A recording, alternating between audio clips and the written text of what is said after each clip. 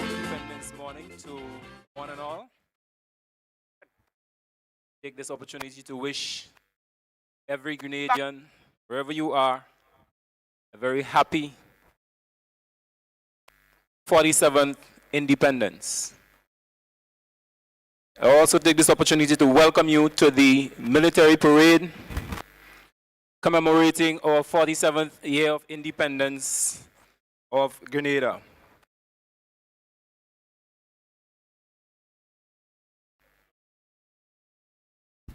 The parade is now marching on to the parade ground. And as I've just heard commented in the background,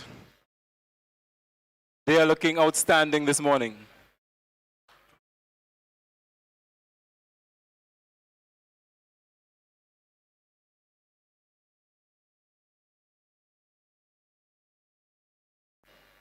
Now, this year's parade will be slightly different from what we're used to. First of all, it is significantly scaled down, and all these changes are due to the COVID-19 pandemic. So this morning we'll only have the armed platoons on parade.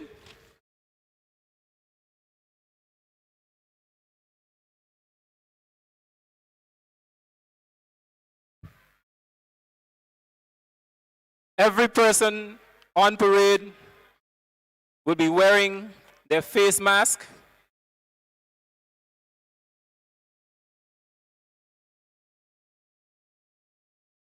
Of course, we do not have the usual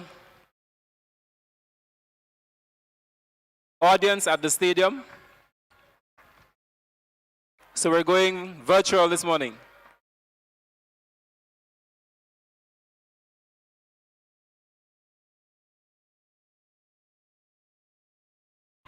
It is common that the platoons are dressed at arm-length distance. This morning, they will be dressed at an arm-length and a half to cater as much as possible for social distancing.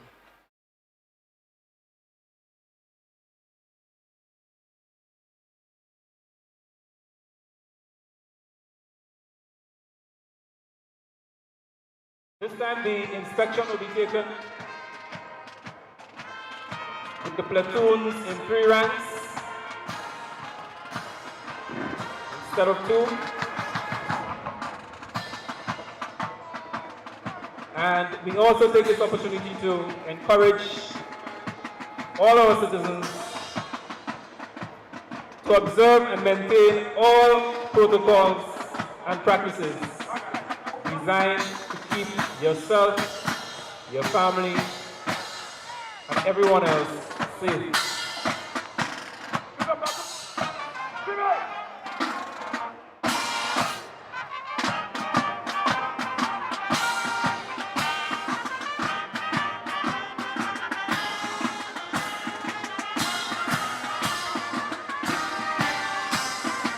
The parade is currently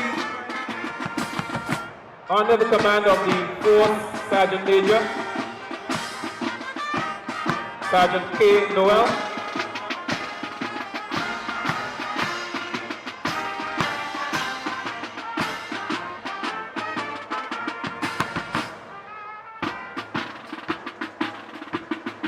And the platoon assignments are as follows.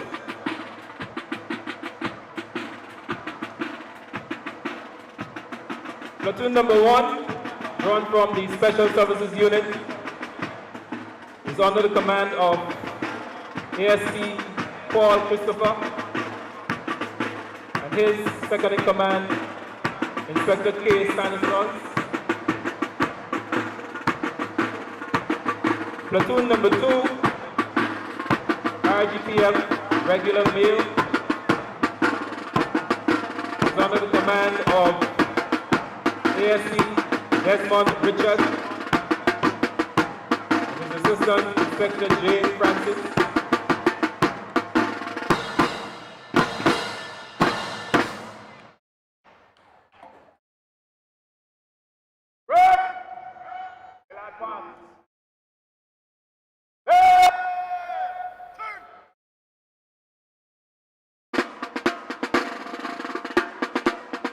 At present, the platoons are under the command of the second in charge of the respective platoons.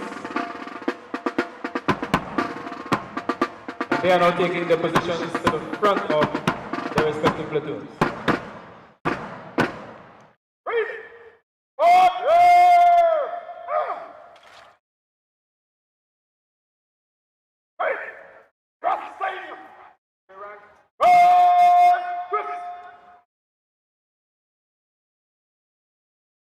The 4th Sergeant Major is now in the process of dressing the parade.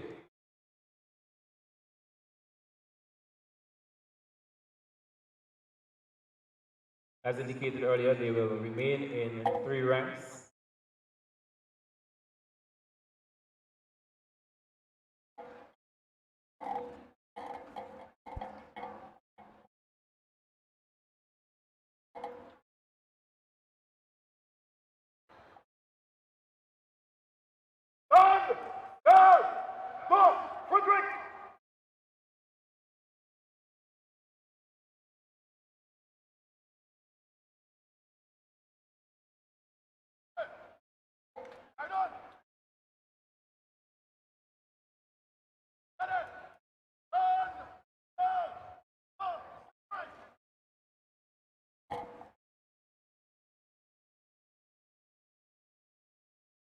Platoon to the fire. Back.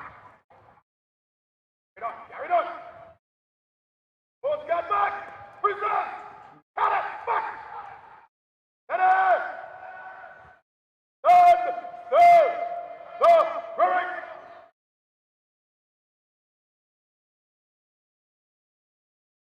Hey. Eyes.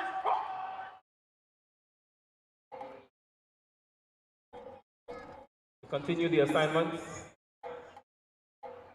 Platoon number 3, the female regular, is under the command of Inspector Errolyn Gowie, and her second in command, Sergeant M. Bedeau.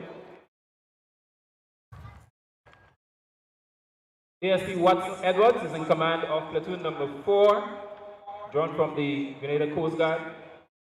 Assistant Inspector W. Francis.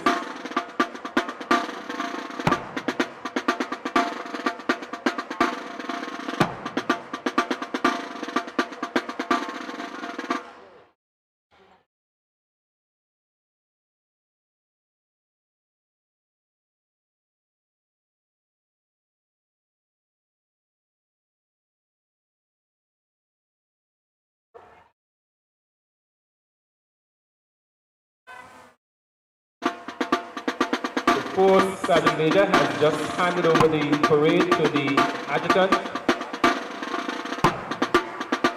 Assistant Superintendent Holly George.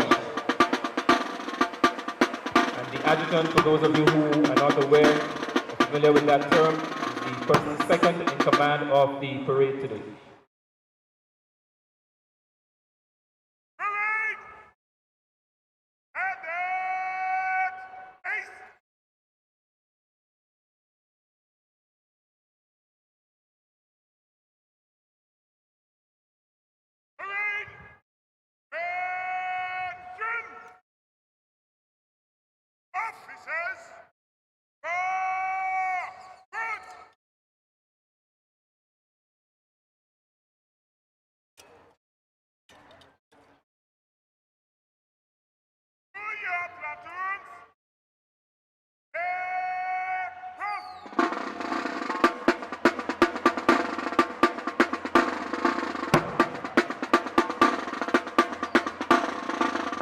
The platoon commanders are now taking up their positions to the front of their respective platoons, while the second in command retreats to the rear of the platoon.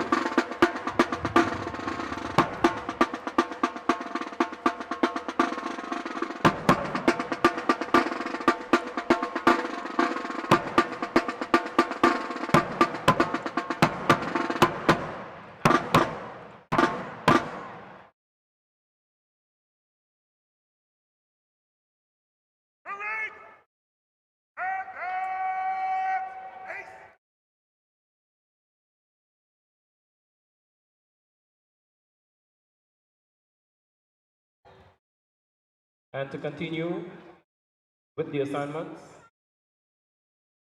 platoon number 5 is drawn from Her Majesty's Prisons and is under the command of Principal Officer L. MacLeod, and the second in command, Principal Officer C. Leslie.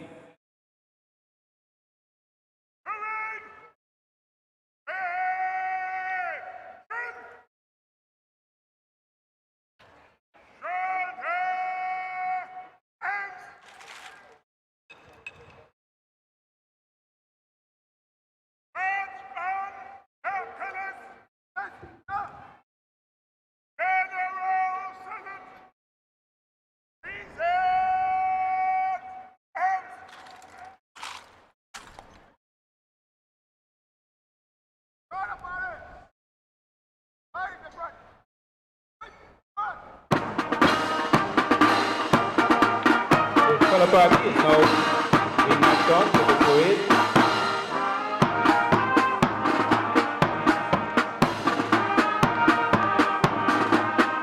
Platoon number 6 today is drawn from the Grenada Cadet Corps and is under the command of Captain Mac Barrett. Second in command, Warrant Officer N. Noel.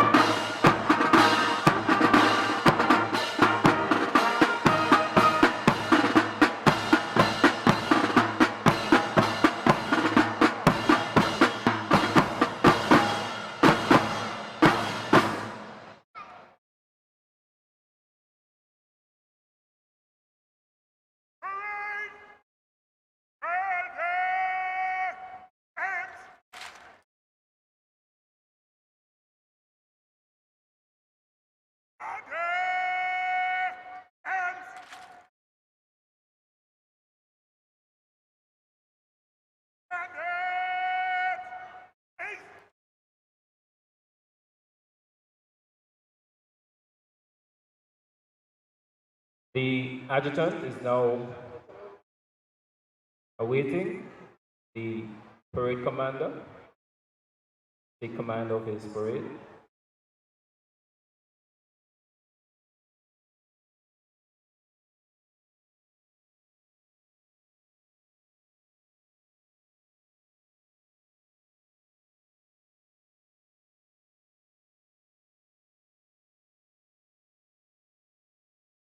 The usual lovely music is being provided by the Royal Grenada Police Force Band. And the band is under the command of Inspector Ethan Francis. And our drum major is Constable L. Langdon.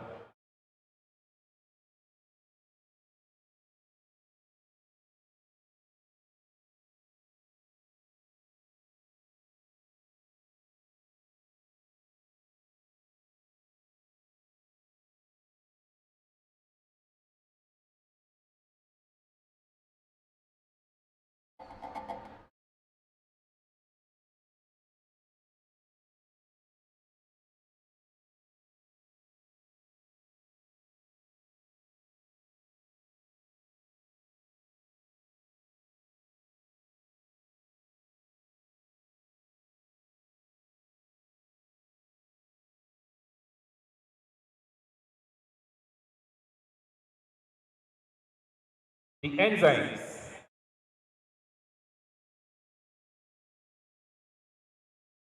Inspector M. Pursue is responsible for our national flag and the police flag. Inspector L. McQueen. Escorts are Sergeant A. Panchu and Sergeant D. Blackett.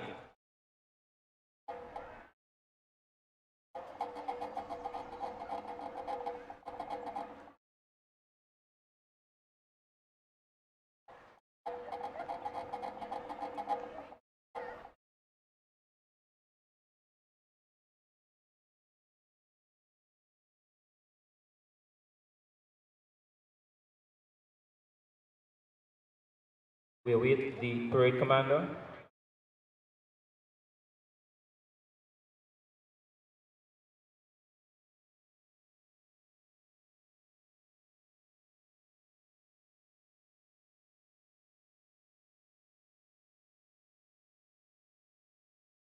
Also, as part of the scale down of the parade, the march past is omitted. I believe that's one of the spectacles that is usually looked forward to. Fortunately, it had to be cut out this morning.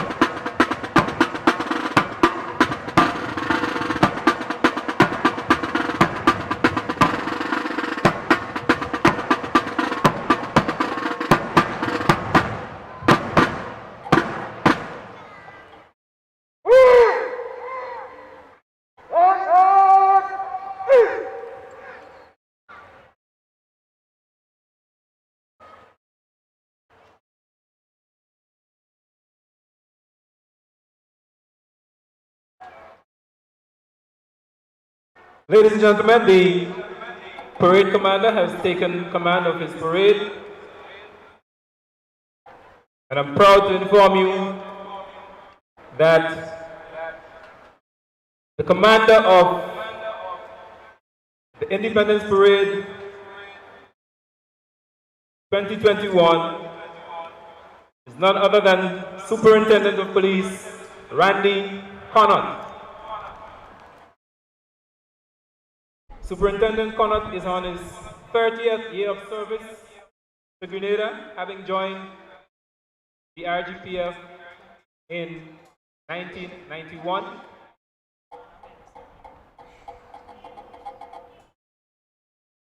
He has undergone a significant amount of training while serving. Those include staff and command, executive leadership, media communication, crisis management, law enforcement management, and law enforcement management advanced. Good morning, everyone, and welcome. We are coming to you live from the National Stadium in St. George's, Grenada. It is the 47th anniversary of our independence. Wherever you are in Grenada and across the world, happy independence to you. It's a military parade of the 47th anniversary of our independence. Today, Sunday, February 7th, 2021. I am Brenda Batiste. Good morning, wherever you are, and welcome. And it is my pleasure to introduce alongside me today Superintendent Sylvan McIntyre. Happy Independence to you and good morning. Happy Independence, Brenda, and a pleasant good morning to you. A pleasant good morning to everyone on this a wonderful day that God has blessed us with, the 47th Independence celebration here at the National Stadium. It is history in the making. It is our first virtual Independence parade, and so to an extent it is a boiled down sort of to the expectations of the average Grenadian. And I'm sure with the introduction of electronics, people can now view the parade despite it being smaller than what it is in the comfort of their home. So again, it's a wonderful day. It's my pleasure to be here to bring you to the National Stadium to cover this event so that you can actually feel that you're here witnessing the 47th Independence Military Parade. And you mentioned the times under which we are celebrating, and it is so poignant and ironic because it was under a state of emergency that Grenada bid farewell to British rule, and independence was celebrated by candlelight over Fort George as the Union Jack was lowered and Grenada's national flag was hoisted on the stroke of midnight. So, you know, we were under a state of emergency at that time, and here we are in 2021, 47 years later, because of a pandemic, within a state of emergency, so to speak, and celebrating our independence virtually. Great. States of emergency, different conditions, obviously. Yeah. This is a pandemic. It is a health issue.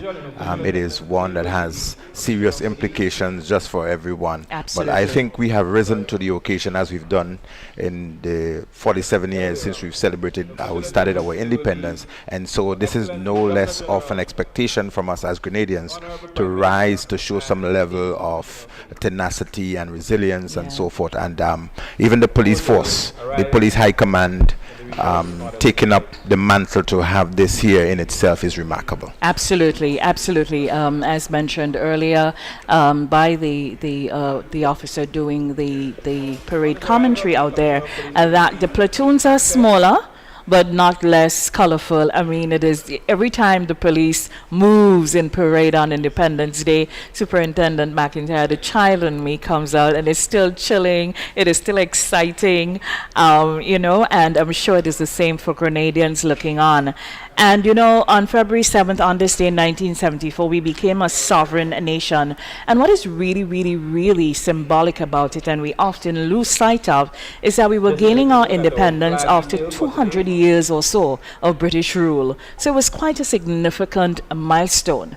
And it was almost 300 years after the island first became a French colony. Of course, Grenada is a very, very, very colorful history, and it's borne out in the beautiful colors of our national flag, just how vibrant and colorful it is.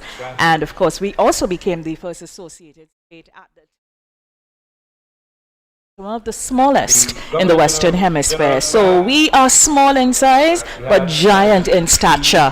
And here we are just showing just how resilient, how vibrant we are on this day. So listeners, in the comfort of your homes or wherever you are within the diaspora, we are now witnessing the first arrival, and that is of the Commissioner of Police, the High Commander of the Royal Grenada Police Force, the one who's actually responsible for the parade on ground here today. So as the Commissioner of Police makes his way into the arena, ascending from the northern end of the ground, he is preceded by a motorcycle escort, and the parade is nicely arrayed awaiting his arrival. As indicated before, the parade displayed before you is commanded by Superintendent Randy Connaught, and his assistant is Assistant Superintendent Holly George. And Commissioner Edwin Martin, of course, he was recently confirmed in his position, no longer acting commissioner, truly deserved, and here he is this morning. And he is received by one of his assistant commissioners, Mr. Michael Francois. And we welcome Commissioner of Police, Mr. Edwin Martin, to Independence Parade 2021. So Commissioner Martin ascends the dais. The parade is called to attention, and he receives a fanfare and a salute by all gazetted officers, including the Assistant Commissioner, Mr. Michael Francois. So, Commissioner Martin.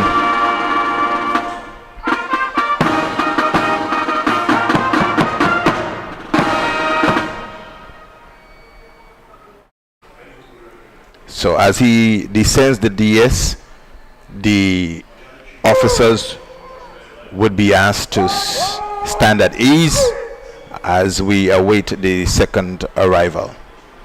The second arrival, of course, will be that of the Prime Minister, scheduled to arrive any moment now.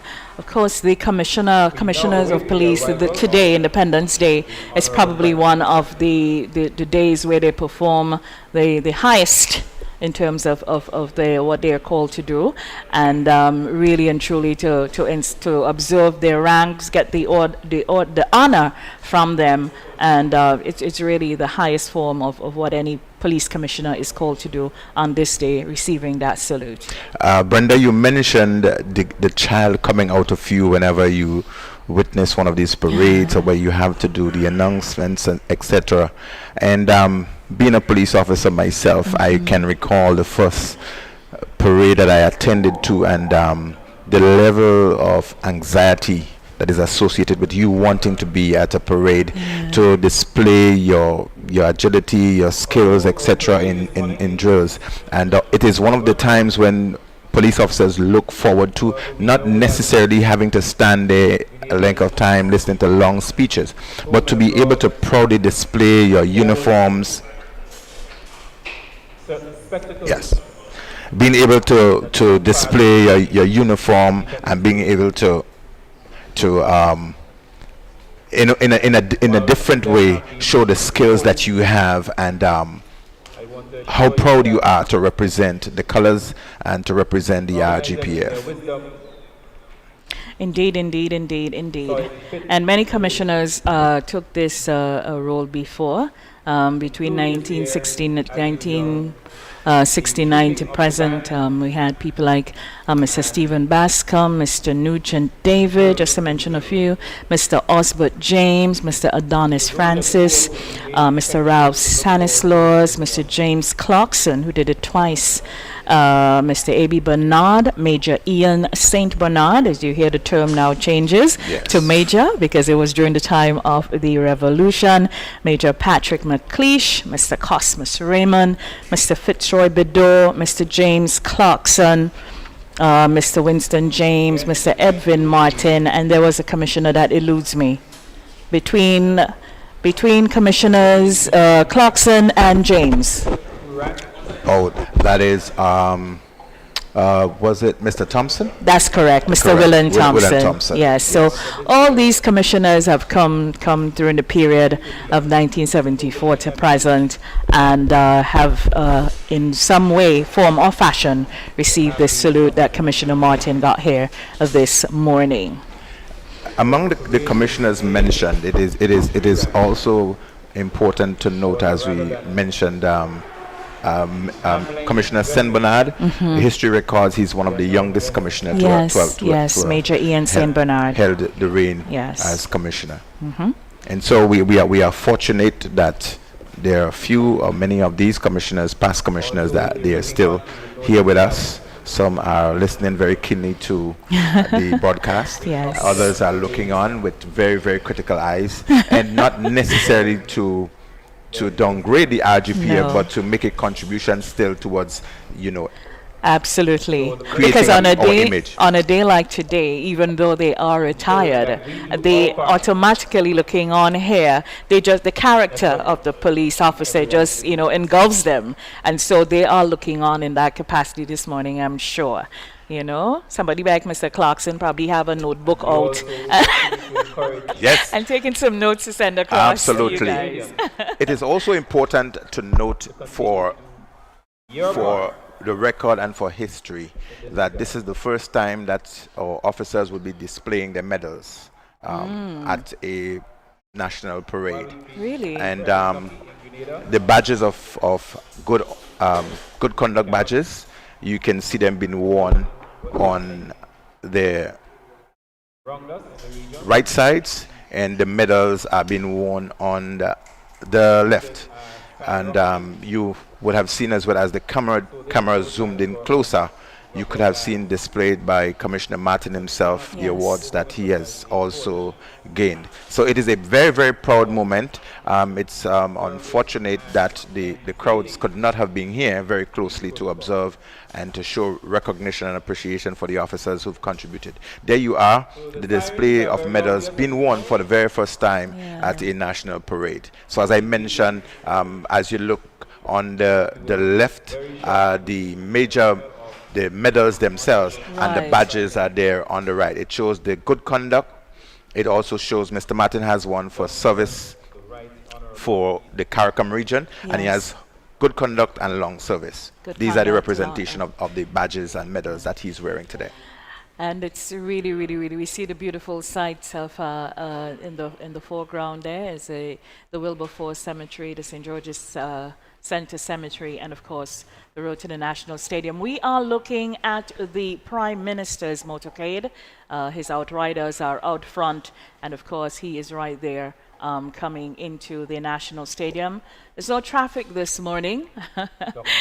Everything has been cleared, and he is moving. And all things considered, he should touch parade ground in about 2 minutes' time. Brenda, looking at the scenery here this morning, it's a reminder and a reflection of the beauty of this wonderful country for which we are blessed to be a part of. And again, technology is playing into our advantage, and I'm sure our cameramen and our our drones that are out there capturing the footage for us. It is really a significant addition, enhancing the image of our independence celebration. Grenada is really a beautiful place. I don't think we can overstate that. And let us sound proud. Let us be proud. And I am proud. I am happy to be a part of this occasion and happy to be Grenadian. I'm sure most people would be saying similar as they listen to us, bringing this Absolutely. broadcast live across. It must be nostalgic for those in the diaspora looking on this morning, missing home, looking at the sights and sounds.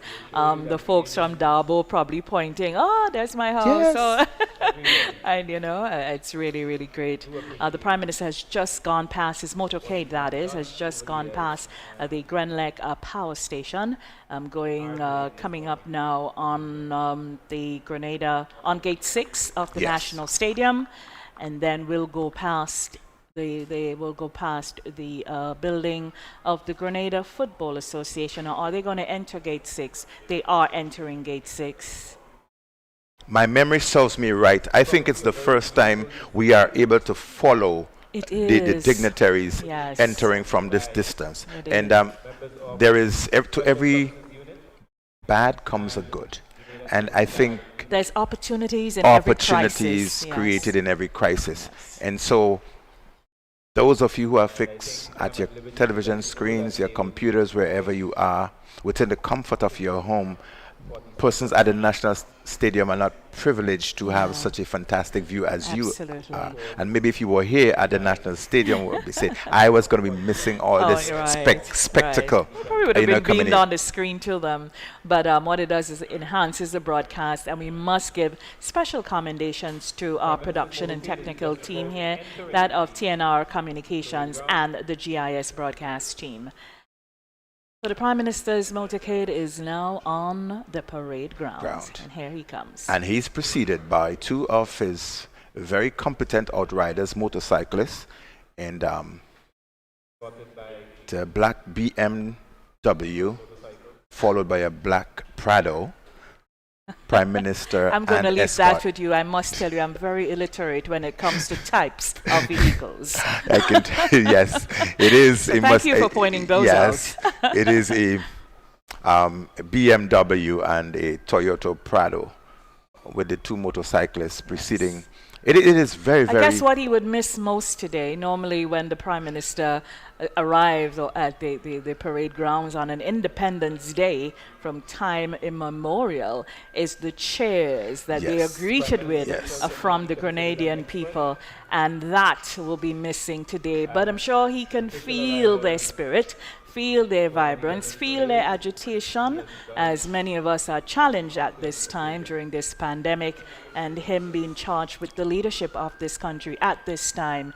It must be a bittersweet moment for him. Also, we must point out that it is probably very bittersweet as he's coming in this morning having lost one of his comrades in political and a very good friend of his, Yes. Mr. Elvin G. Nimrod of Carriacou, who passed yesterday. Yes. So it must be quite a bittersweet day for the Prime Minister. But here he is this morning making his way to receive his salute. So, listeners and viewers, wherever you are, the parade under the command of Superintendent Cannot has been just called to attention.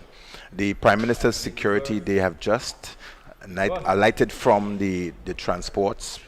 They have flanked the vehicle in which the Prime Minister is intended to emerge from. And the Prime Minister emerges. Not yet. That's his security. One of the things, Brenda, I think the security that are selected, they look very much Sharp. and sharp. very and dressed like Prime Minister, look like him. So the Prime Minister emerges is. from. He is received by the Commissioner of Police. And the Chief of Protocol, Mr. Adrian Joseph. Correct. The Prime Minister ascends the saluting dais. At this point, the parade, they're asked to shoulder arms, and the Prime Minister would now receive what is a general salute.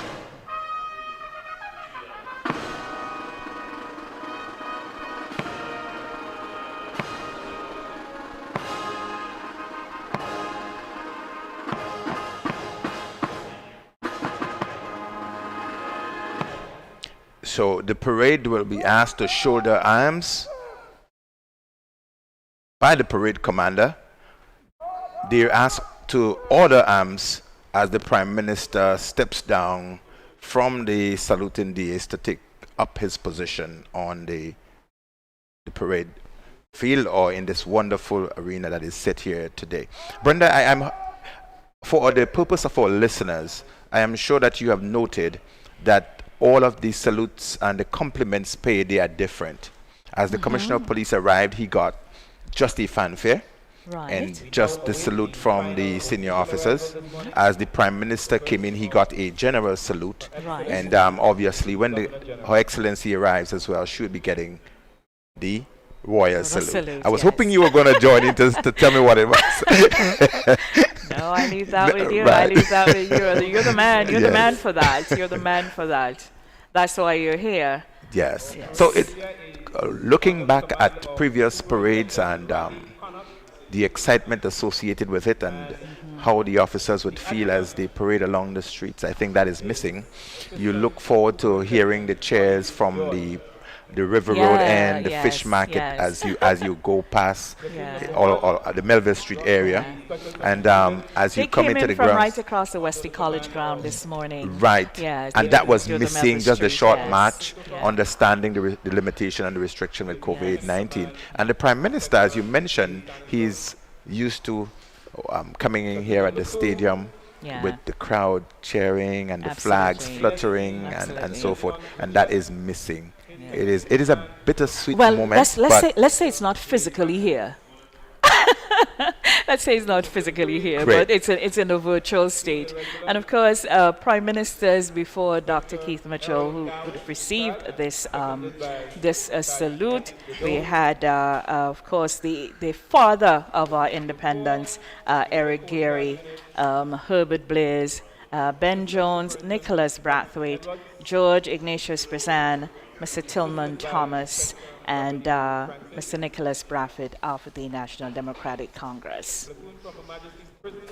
But this is also a very special day for prime ministers, but the independence of the country, because of the significance of it from or independence from the monarchy, and with the Governor General still signifying the monarch as our head of state, and she receiving the highest salute here today, it really still shows just the order of our democracy and how it works.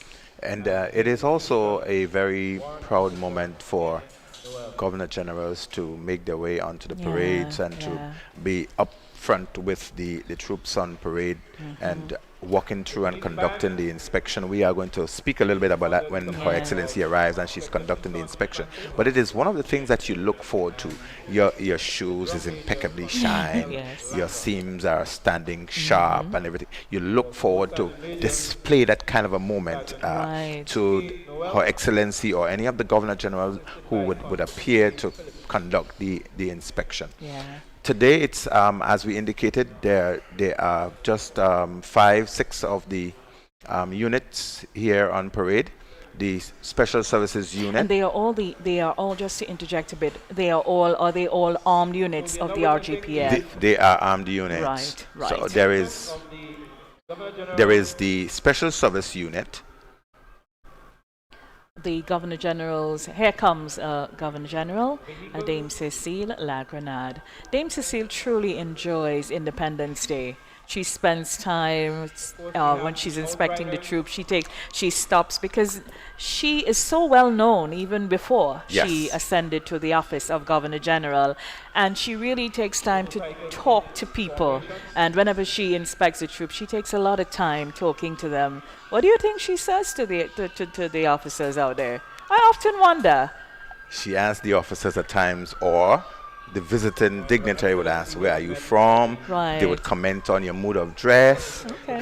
and they will ask you about how you enjoy your profession and all of that. Little questions, and they may just Okay. throw out something from anywhere that you Right. have to respond to. Yeah. Always generating some level of smile. As we Yes. speak, ladies and gentlemen, viewers, listeners, we want to take this to you without having you miss a beat here at the National Stadium, our 47th Independence celebration. You're now witnessing the arrival of Her Excellency, The Governor General of Grenada, the Governor General, Cecile La Grenade. Dame Cecile La Grenade. Her Edika,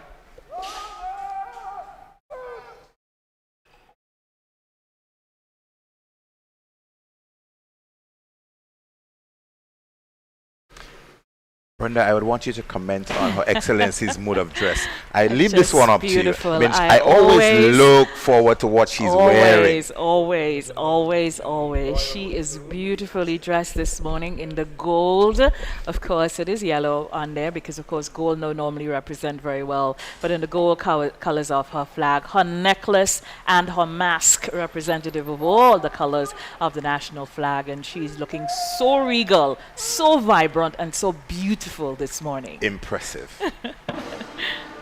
Her Excellency has ascended the saluting dais. The parade has been called to attention, and she is now receiving the royal salute. And the national anthem is being played as Her Excellency receives the royal salute. We're also hoping, ladies and gentlemen, children all, in the comfort of your homes wherever you are, in recognition of our 47th independence, you can also, I'm hoping that you're also standing, because this is a virtual parade, and we're hoping that you're treating it as though you're here at the National Stadium. So Absolutely. I'll be expecting you to be standing in recognition, in love of your country, our country, Grenada, as the national anthem is being played.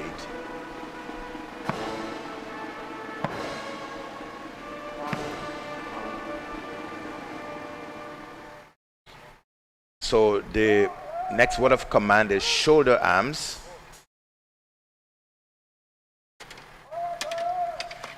The parade commander asked the troops to order arms as he would make his way up to Her Excellency to report the state of the parade. He would be saying to her how many platoons, units that are on parade, what formation they're dressed in, and he is going to say to her that they're expecting her to inspect them, and he's going to graciously request her permission to carry on, or for her to first inspect and then to carry on with any other thing, whether it's a small display or otherwise. He needs to request permission of Her Excellency so to do. So people have been wondering, what exactly is the parade commander saying to her? Let's listen in.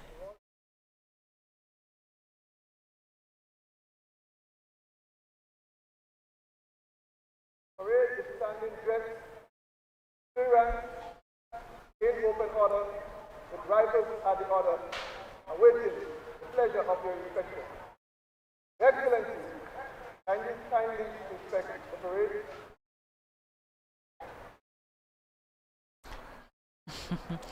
And of course, Her Excellency Dame Cecile La Grenade, GCMG OBE PhD, is about to inspect the parade. Brenda, can you remember what was Her Excellency's outfit last year? What color she was wearing? I can't. Maybe our listeners and viewers would be wondering what. I can recall She's always impressive. she was wearing all green last year, and she complemented that into weaving the other colors of red and yellow. She has done that This year, beautifully here yellow is today. predominant. Yeah. Yes. It's a beautiful morning for the corn. It's kind of corn yellow she's wearing. Really, you know, it's mid-morning, kind of like a brunch morning, so to speak. But of course, she's always very elegant, always regal, never overstated. Simplicity is always the ultimate sophistication with Dame Cecile, and here she is. And very engaging, I must say. She is. Very engaging. That's her personality.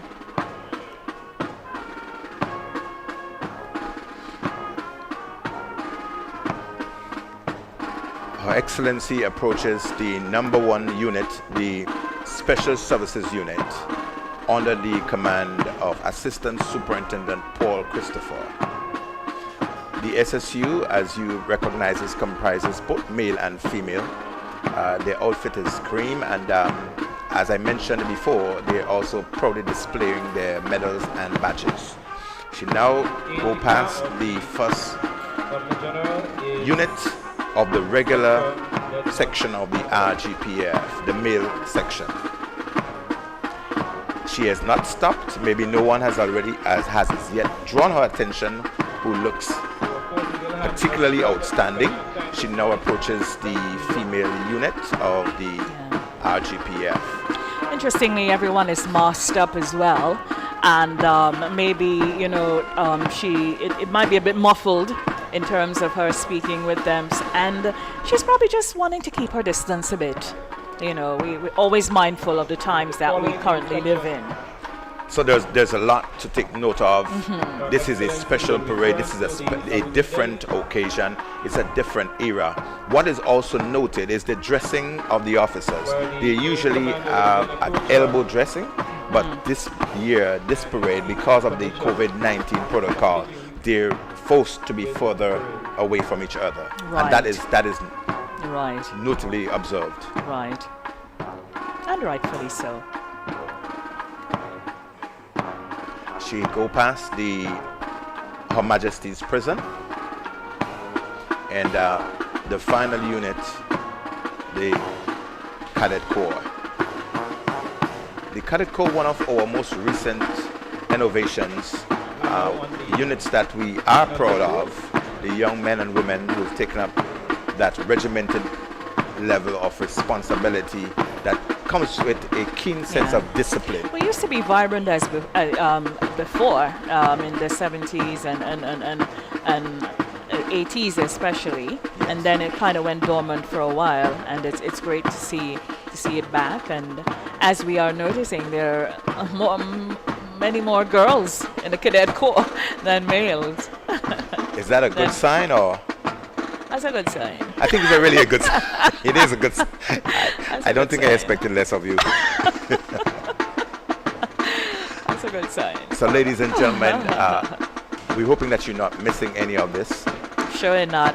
It's Sunday morning. It's really one of the things about this Independence Parade. It's probably going to be the biggest parade in terms of viewership of it. Normally, of course, folks get to come to the ground, but wherever Grenadians, Cariconians, Petty Martinicans are in the world today, there are eyes on this, and there's probably thousands and thousands and thousands of eyes. So again, Independence 2021, Grenada turns 47. It's probably going to be the biggest that we've ever had. We look forward anxiously to 50, but we don't think in terms of viewership. We don't know where COVID-19 is going. Let's stick with 47 for now. Stick with 47. So Her Excellency again ascended the saluting dais. The commander walks back. She again will receive a salute, and he's going to request her permission to carry on with other aspect of the parade today. Let's listen in.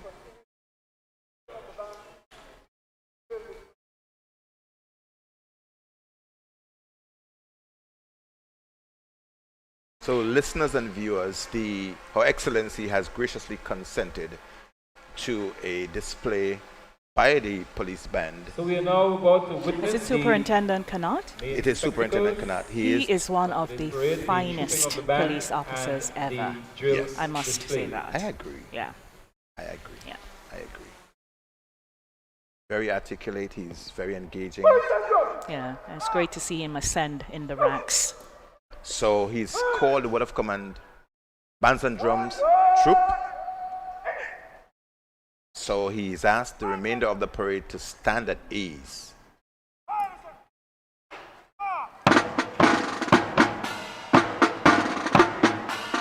And this year, ladies and gentlemen, rather than having one officer carry the mace, we're having now two officers. Constable McVean, and it looks like McVean and Langdon. And Langdon. Yeah, I'm very familiar with them. Yeah, that's Constable Langdon, yes. And Constable McVean is right here. So Brenda, you see how well you compliment us on the team. You know the police officers, you understand the parade, which is really a compliment to you as well. Yeah, I've done a lot with the Royal Grenada Police Band in terms of their concerts and so. And one of the ways of giving back in terms of national service is, working along with the police for your various activities. So that's why I probably am aware of some of the police officers. And it's really, really great to see them here on parade grounds today. Dual carriers of one of Sharp as ever. always. Maybe as an added innovation, we could probably in future Landon, incorporate the applause and images of, and so on, because it can bring some added Right. But I kid you not, adrenaline to it. wherever Grenadians are, they will applaud, they will say yes. Yes. They will do all the things because, Right. you know, we are not a muted people. We're lively, we're colorful, and on a day like today, we just love Grenada and we put everything else just aside for a moment.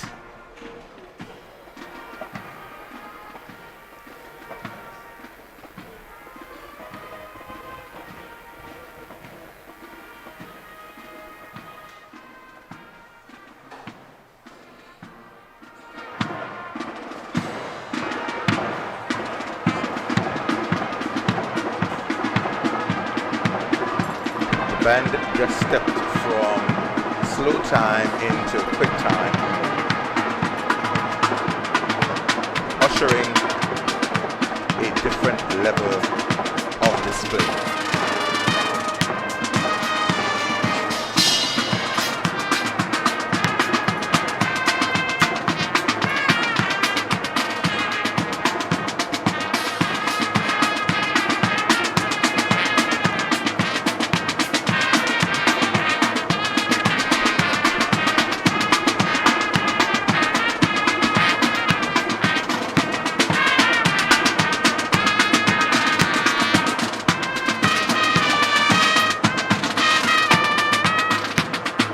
You recognize what they're playing? there we see some It is a folk coordination of the song. drills. Come, let me shake your hands. Come, let me hold your Oh, hand. come, let me hold your hands. We call it.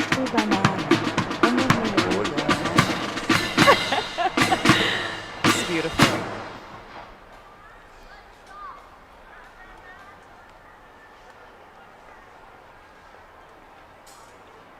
Restricted but obviously not limited. Absolutely.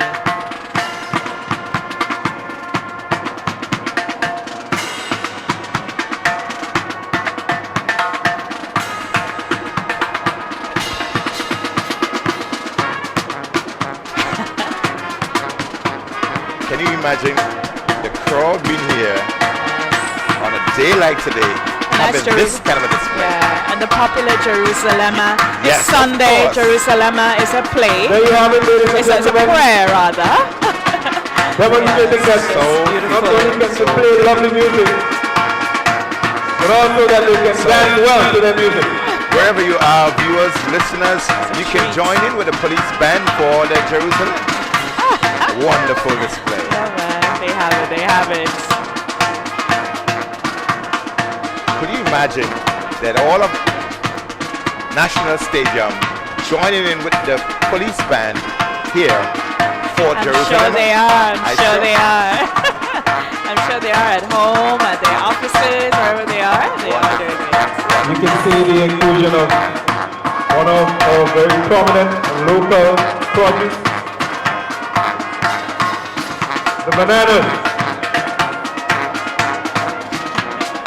Of course, that's very creative to include That's a bunch of, Bunch of what we bananas. produce naturally. Ah, yeah, it's not really a bunch of, but it's a hand of a bananas. hand of bananas. You like rock cream? It seems so. What are they going to do with it, you think? Sure they have it for breakfast after. What is the significance of the banana? Our agriculture, Keep your eyes glued to them, ladies and gentlemen. the richness of who we are. Finest soil in the world. And, Grow the best. I think This is much better Jerusalem seen is than giving we're told thanks. about. It can also represent giving thanks to the Almighty for Yes. us having bread on our table. Correct. Banana representing bread, so Absolutely. representing Food. Yeah. So we're witnessing the exchanging of the maize by the two girls. I am hoping that they would share the bananas, break them, and everyone has a portion, and maybe remove their mask and show us. But probably they have a whole bunch at the back, but they've just brought it a hat, right? Probably. You know they like to cook it. And we are now nearing the end of a wonderful display by the police band. That was an awesome touch. And of course, Jerusalem coming very popular one with the Afro beats. And really and truly, Jerusalem, the lyrics, it's really a prayer. Yes, it's it an is. ode of thanksgiving and you know, just being grateful for all that we have. So on this 47th anniversary of our independence, Jerusalem, the gift, you know. Of course, it's a really fitting display. tribute there. Yes. Yeah. And I think the tribute as well, it's giving thanks, the mere fact that we are not in a worse off position than many of our neighbors. Well, we can be even here to do this. That's correct. Yeah. So we need to give thanks having a pandemic with one associated death, where there are numbers, scores of deaths around us, around the world as a matter of fact. It is just quite fitting for this kind of a tribute, giving thanks to the Almighty for food on our table, for the breath of life, and being able to perform to a virtual audience, virtual spectatorship, wherever they are, that we are alive, we are grateful, we are thankful, and in the midst of, or in the absence of many, we provide little that we can still be satisfied with. Absolutely. And you know, it's just a blessed land. I don't know about you, but during this period, I have seen more fruits and vegetables, maybe because we have more time to notice, but it's just that the land continues to bear, just to be, you know, continue to give us food and give us life, so to speak. And that is a lot to be thankful for as well. Great. So for 47, as you mentioned when we started this coverage, that we started with a state of emergency, getting our independence. Here we are, 47 years later, we are in a state of emergency, and we are still able to celebrate. For this we are grateful. So the units are called to attention. They're asked to order arms. They're asked to make a right turn, and they are going to do a quick march. That's the number 1 unit, the Special Services Unit. We've just witnessed the commencement of the drill display.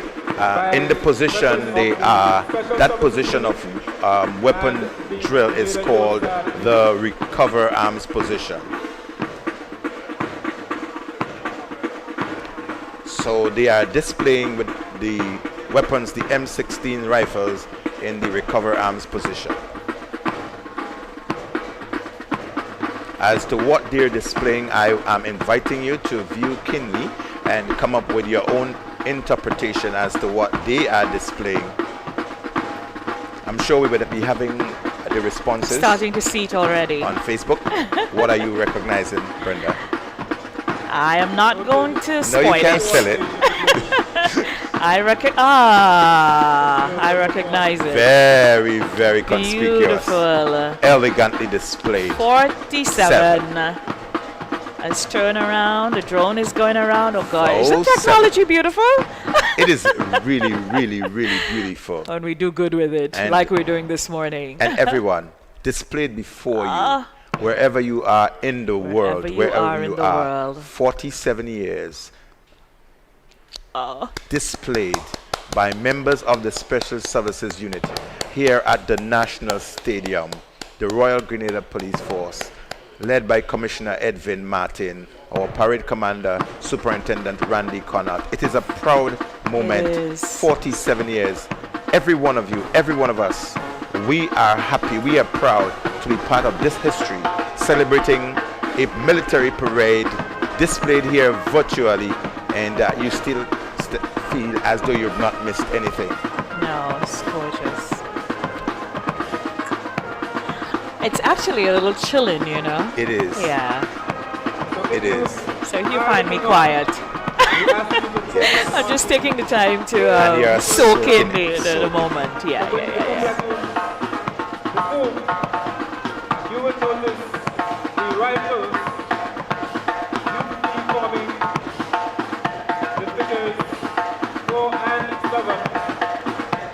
Ever conscious of God, we aspire, build, and advance as one people.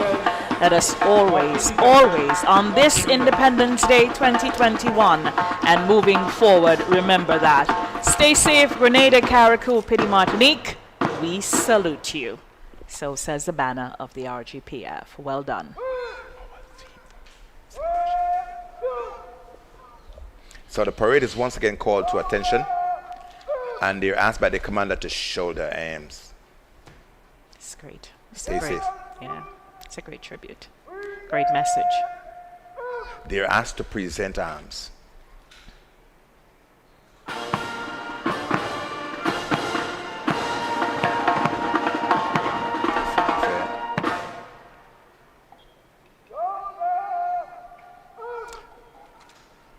They're asked to shoulder arms in recognition and appreciation for the inspection, presence, gracious presence of Her Excellency, the guest of honor.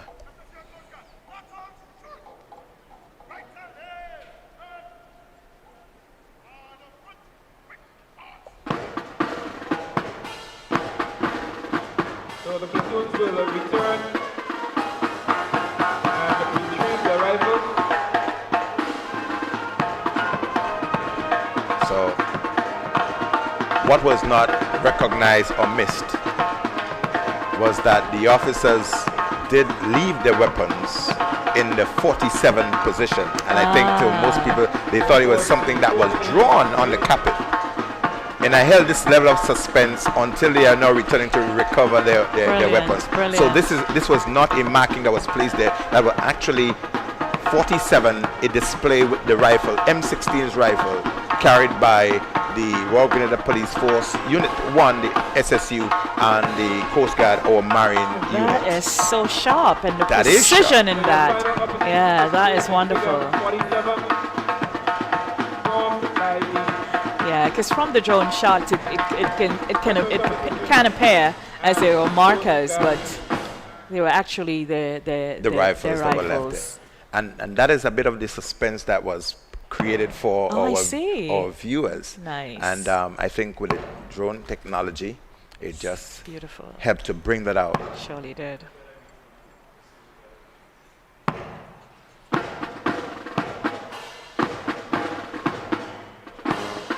Special commendations to Yes, the they are SSU, returning to their position, yes. Special Services Unit of the RGPF.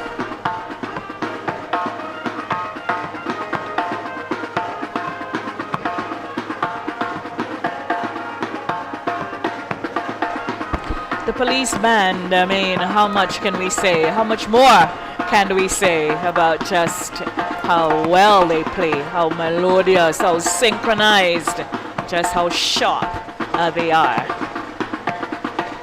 Would I be biased if I say it's the best playing band in the land? Or I don't think you will. Lots of people say it. yes, people say that. Well, it's one thing to say, but when it's proven time and time and time again, of course, it becomes fact. Yes.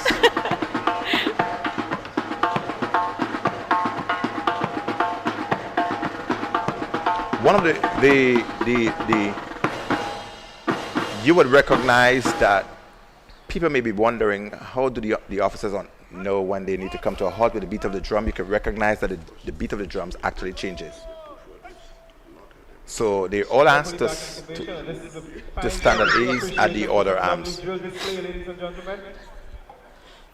And Her Excellency descends the saluting DS,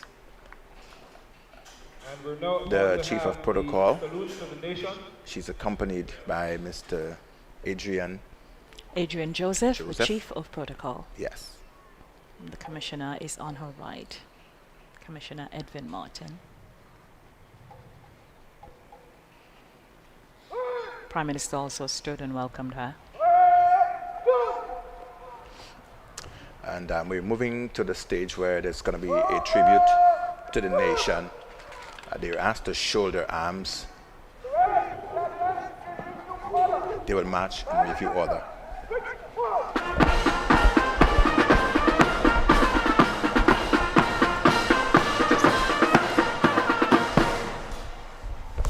1, 2. They all march forward.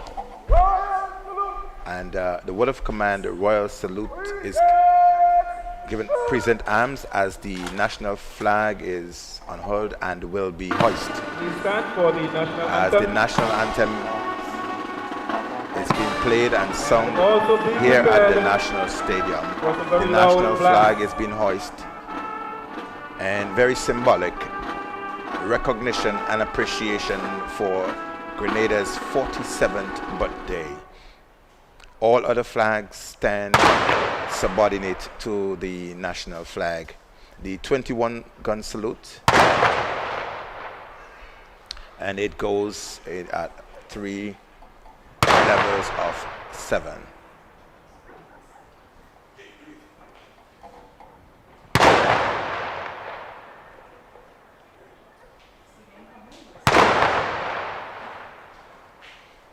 And we thank you, ladies and gentlemen, boys and girls, viewers, listeners, followers, wherever you are, that every one of you within the comforts of your own environment, wherever you are, stand in recognition of our 47th independence celebration.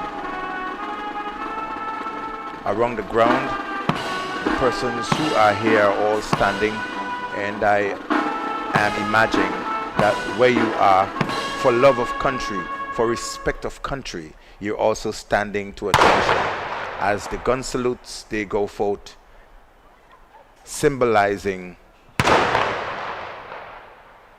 in recognition, appreciating Grenada, an expression of love and patriotism on this 47 years celebrated under trying circumstances in the midst of a pandemic. Grenada again is showing some sense of resilience and fortitude, that despite the odds, we are determined as a nation to stand and display what we are made of. It's the final of 21 gun salutes to be delivered as the national flag is being hoisted to its extreme. We're saying happy birthday, Grenada.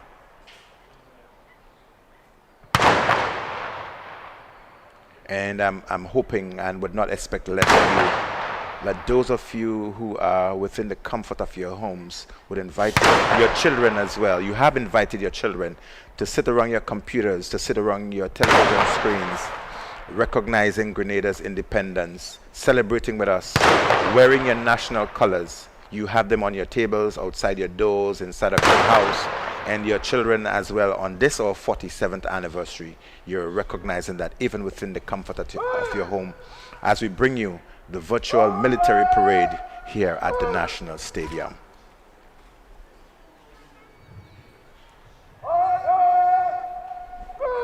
The parade is asked to order arms as the tribute in recognition of Grenada's 47th independence.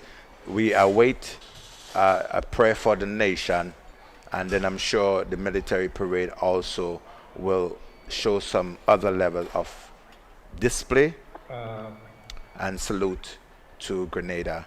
We are expected to witness the 3 cheers to the nation. So the word of command is officers will prepare to remove headdress, and the hands automatically goes onto the heads, remove the headdress, and they're asked to give 3 cheers to the nation. Hip hip hip. And I'm hoping within the comfort of your viewing places that you would do the same. Hip hip hip to Grenada. So they're asked now to remove or to replace headgear. I beg your pardon.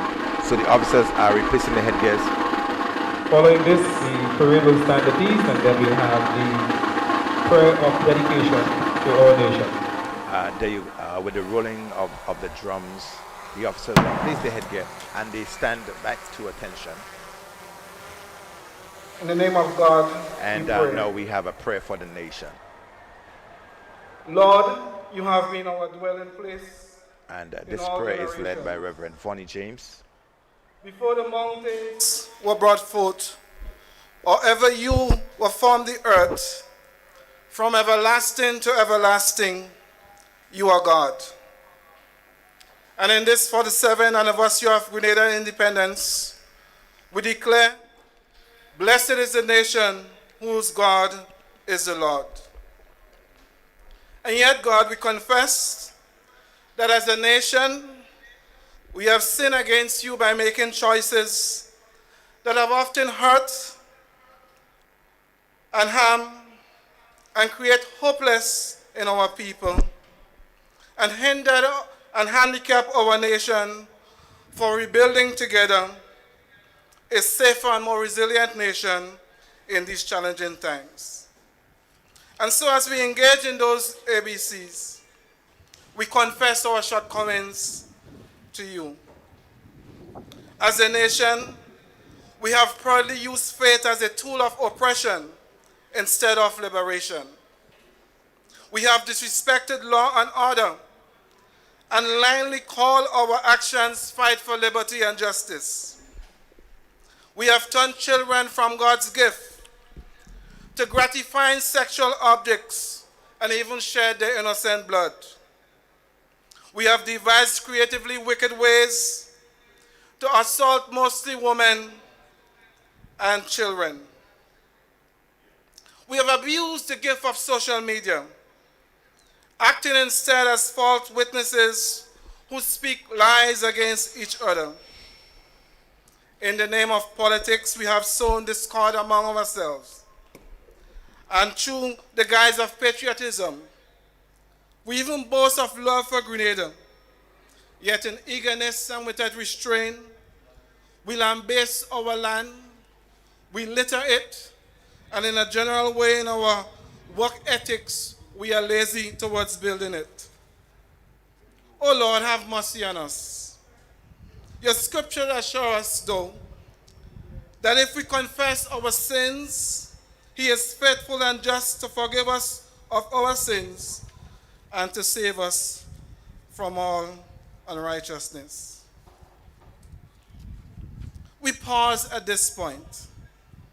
Even as we are about to get into this prayer of rededication, we pause to recognize the passing of the Honorable Elvin Nimrod, a son of our very soil, Grenada, who served the House of Representatives of Grenada and has in the past served as the Minister for Legal Affairs, Labor, Local Government, Carriacou and Petit-Martinique Affairs, International Trade, and has served our country as Attorney General. May God bring peace to his family and loved ones, and may his soul rest in peace. Now we have confessed our sins, and is assured of your pardon, we lift our nation once again to you, O God. Ever conscious of God, we aspire, build, and advance as one people. In the name of God, we rededicate our nation, Grenada, Carriacou, and Petit-Martinique back to you. Lord, take this nation, our arts and entertainment, our economics, our education, our family, government, media, and religion, and lead it back by your power and presence and preeminence, that you will have preeminence over our country and in the lives of our people. May our Governor General, Prime Minister, Member of Parliament and Government, Commissioner of Police, civil servants, bring glory and honor to your name as they take lead in building our nation. But we say thanks. We say thank God for our nation. We say thank you for being the God of our nation. We say thank you for allowing us to freely worship in Grenada. We say thank you for political stability and the peace that you have over our islands. We say thank you for sharing your wisdom with our medical professionals. We say thank you for blessing our Minister of Health and his team with the skills to maneuver around the attacks of COVID-19. Thank you for giving us clean air to breathe, fertile soil for agriculture and farming, a marine space for fishing and harvesting seafood. Thank you for our hardworking teachers and educators. Thank you, God, for the resources that you provided for us to take care of our poor and powerless in this country. Jehovah God, the Lord who provides, pour out your spirit upon our nation. Give the Prime Minister wisdom to lead this nation, that in spite of COVID-19, its negative impact on our country, with faith and courage, together we shall aspire, build, advance as one people, one family. God bless our nation so that where there are illnesses, bring your healing touch. Where there is fear, strengthen us with the knowledge of your presence. Where there is uncertainty, build us up in faith. Where there is dishonesty, lead us in truth. And where there is discord among us, O Lord, may we know the harmony of your love, that now we can begin rebuilding together a safer and more resilient nation in these challenging times. Amen and amen.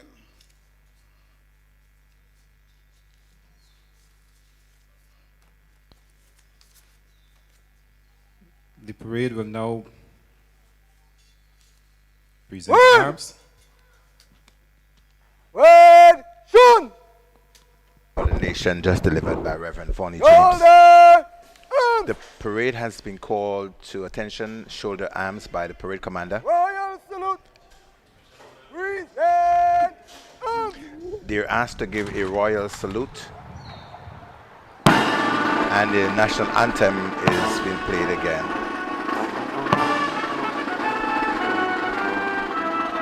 All flags around the ground are now being hoisted after the national flag was hoisted previously in recognition of the 47th anniversary of our independence. And you realize that you would recognize, or may have seen, that that was the only flag at the time that was hoisted.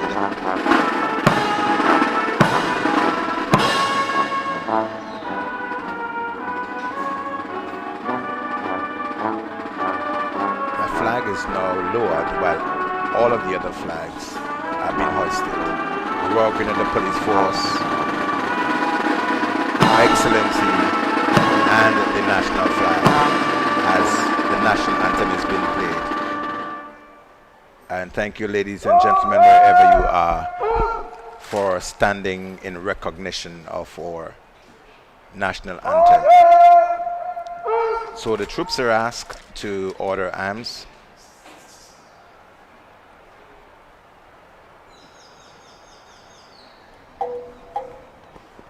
As we wait, I'm sure there would be a very short address by the Honorable Prime Minister. The officers are on parade, the units are asked to stand at ease. The official party return to their respective seats. We await the address to the nation by the Honorable Prime Minister. As the units displayed before you on screen, the Special Services Unit from left to right, the male unit, the female unit, the Grenada Coast Guard, Her Majesty's Prisons, and the Cadet Corps.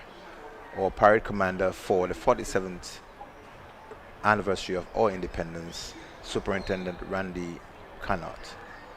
Her Excellency graciously Fellow Grenadians at home and abroad, conducted an Grenadians, inspection of the Cariconians, parade, and Petty Martiniquans. and now As we await commemorate the 47th national anniversary address of our nation's by our independence. Prime Minister, the Honorable Though Dr. confined to physical Mitchell. spaces, challenged in many ways by a pandemic, our spirit remains as vibrant as the colors of our national flag. The red, which stands for our courage and vitality, gold for wisdom and warmth, and the green for vegetation and agriculture, which engulf these beautiful three islands, one nation. Happy independence. It is an honor to stand here today charged with the responsibility to introduce the next speaker. So our own Brenda The Batiste. Prime Minister, Dr. the Right Honourable Keith Entrusted Claudius with the Mitchell, responsibility was of born to introducing the Dowlin Prime and Minister. Catherine Mitchell in Brazan, St. George. He received his primary education at the Happy Hill RC School and the J.W. Fletcher Memorial School. He went on to the Presentation Brothers College, then on to the University of the West Indies, Cave Hill campus, where he gained a Bachelor of Science degree in Mathematics and Chemistry in 1971, followed by a master's degree from Howard University in 1975, and a doctorate in Mathematics and Statistics from American University in 1979.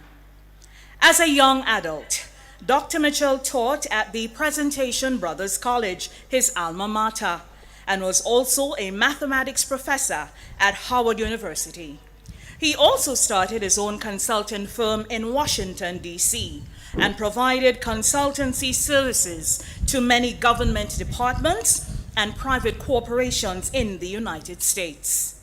In 1984, Dr. Mitchell was elected Member of Parliament for St. George Northwest and has held the seat in each subsequent election since then. He was elected political leader of the New National Party, NNP, in 1989.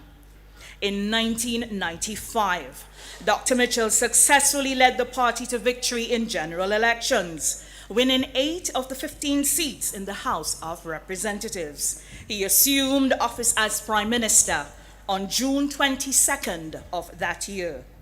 Election victories in 1999, 2003, 2013, and 2018, including an unprecedented sweep of the polls on 3 occasions, mean that Dr. Mitchell is currently serving as Prime Minister for the 5th time.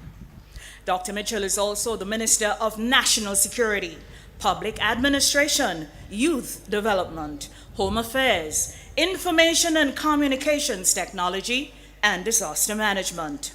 Last December, Dr. Mitchell celebrated his 36th anniversary as an elected parliamentarian. In addition to his domestic responsibilities, Dr. Mitchell has served in various capacities at the regional and international level, including Chairman of the Caribbean Community, CARICOM, Chairman of the Organization of Eastern Caribbean States, the OECS, Chairman of the Monetary Council of the Eastern Caribbean Currency Union, the ECCU, Chairman of the Board of Governors of the Caribbean Development Bank, CDB, Chairman of the Ministerial Council Association of Caribbean States, Chairman of the World Bank Small States Forum.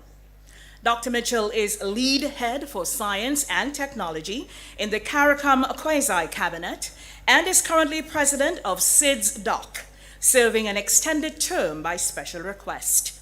He is also one of the co-commissioners of the Global Commission for Adaptation. Aside from being a long-serving parliamentarian, Dr. Mitchell is an avid cricket fan who has also played the game. In fact, he was a member of Grenada's cricket team in the 1960s and 1970s and also served as captain of the team. Ladies and gentlemen, Grenadians everywhere, to address you on the occasion of our 47th anniversary of independence, I present our Prime Minister, the Right Honourable Dr. Keith Claudius Mitchell.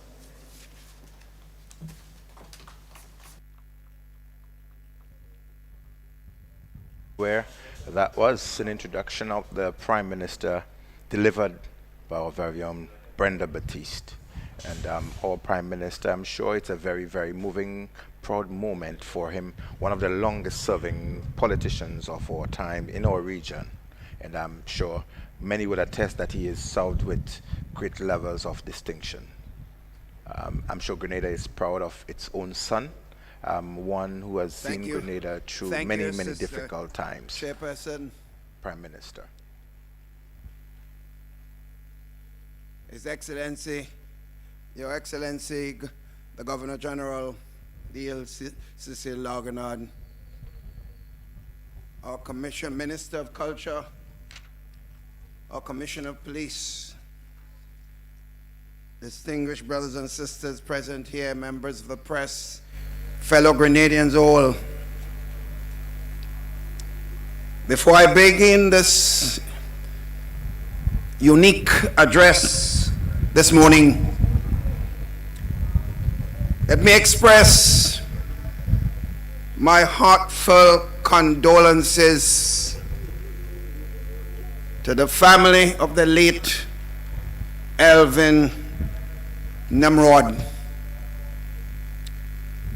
who bid us farewell yesterday morning around 10 a.m. I know our sisters and brothers in Carriacou and Petit Martinique are particularly aggrieved by his passing.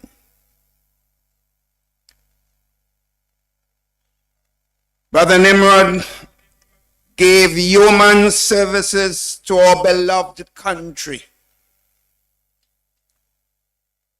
holding various portfolios in government and serving as a member of parliament for over 2 decades. In addition to Reverend James's comments about his various responsibilities, he also served as Deputy Prime Minister for about 7 years in the government. Therefore, sisters and brothers, I beg your indulgence to join me wherever you are in observing a special minute of silence for the service on the passing of Alvin Nimrod.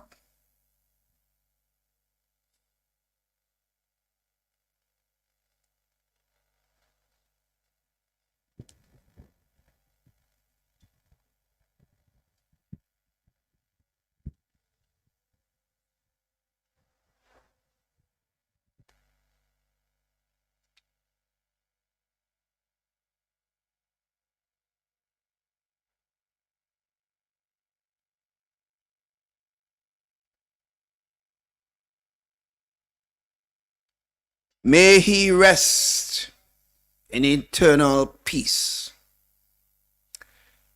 Sisters and brothers, the celebration of Grenada's 47th anniversary of independence comes in the midst of a very challenging period for the global community and, of course, for our country.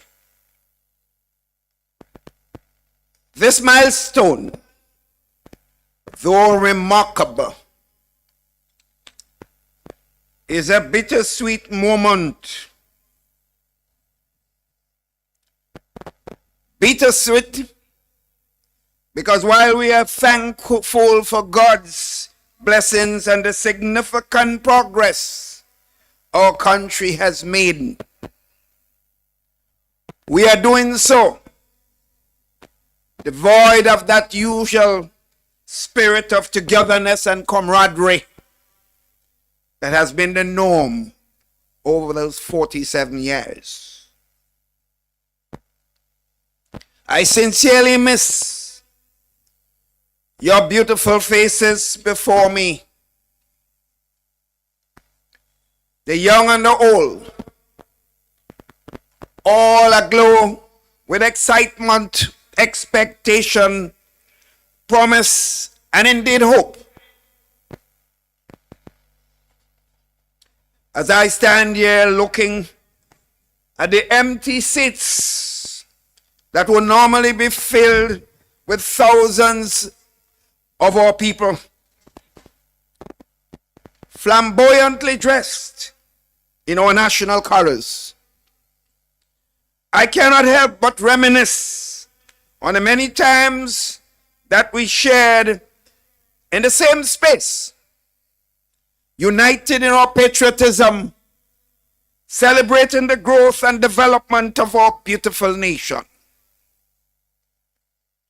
today, sisters and brothers, we are no less patriotic because we remain united in purpose.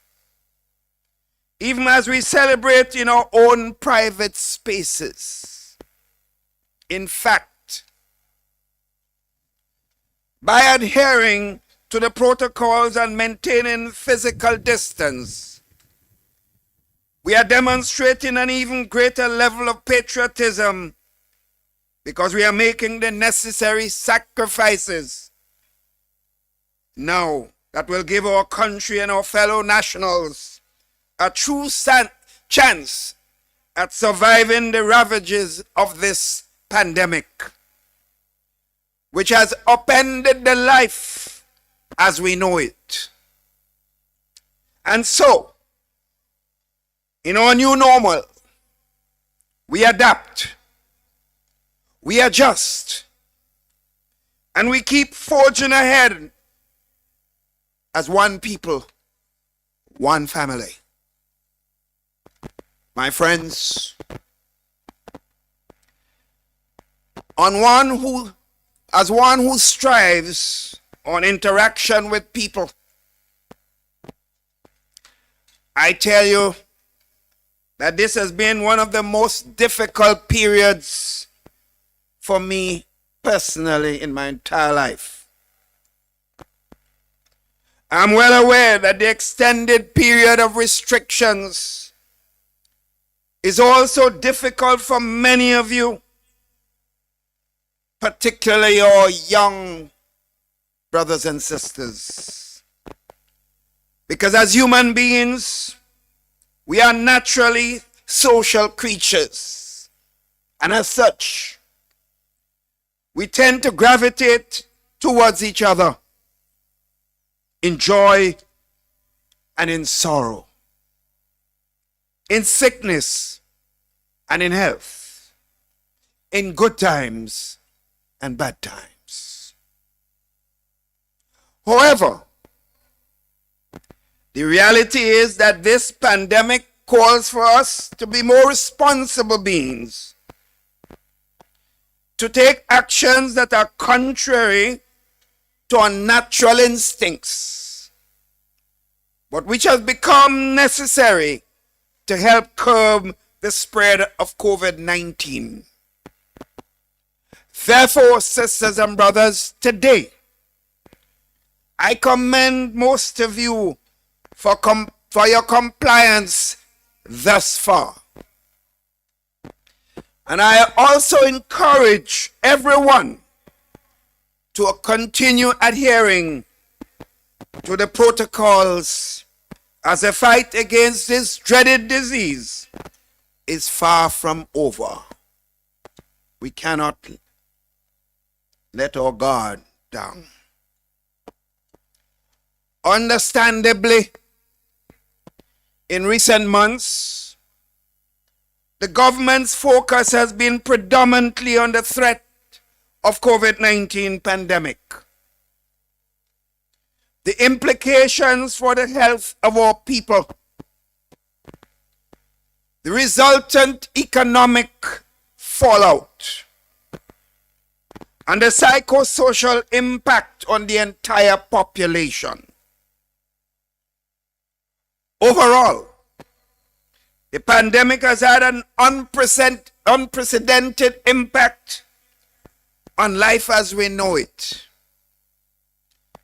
It has decimated the tourism industry and slowed the pace of world trade. It has halted and in many cases reversed economic growth.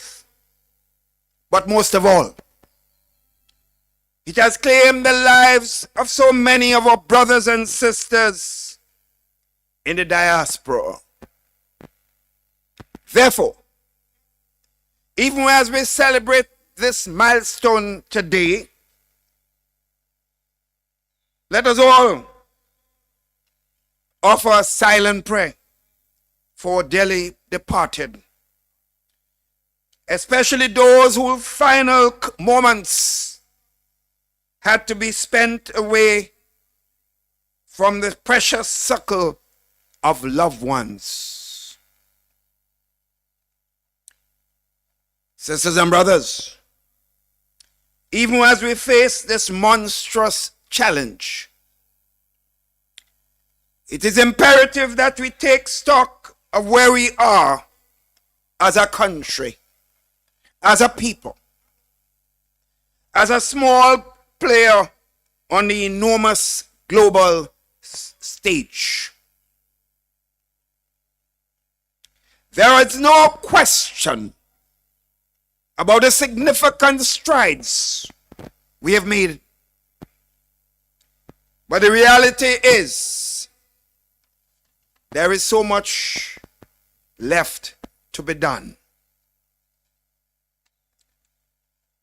Guided by the targets and milestones set out in our 15-year National Sustainable Development Plan, government envisions a future of hope, a future of targeted interventions that collectively seek to further propel development.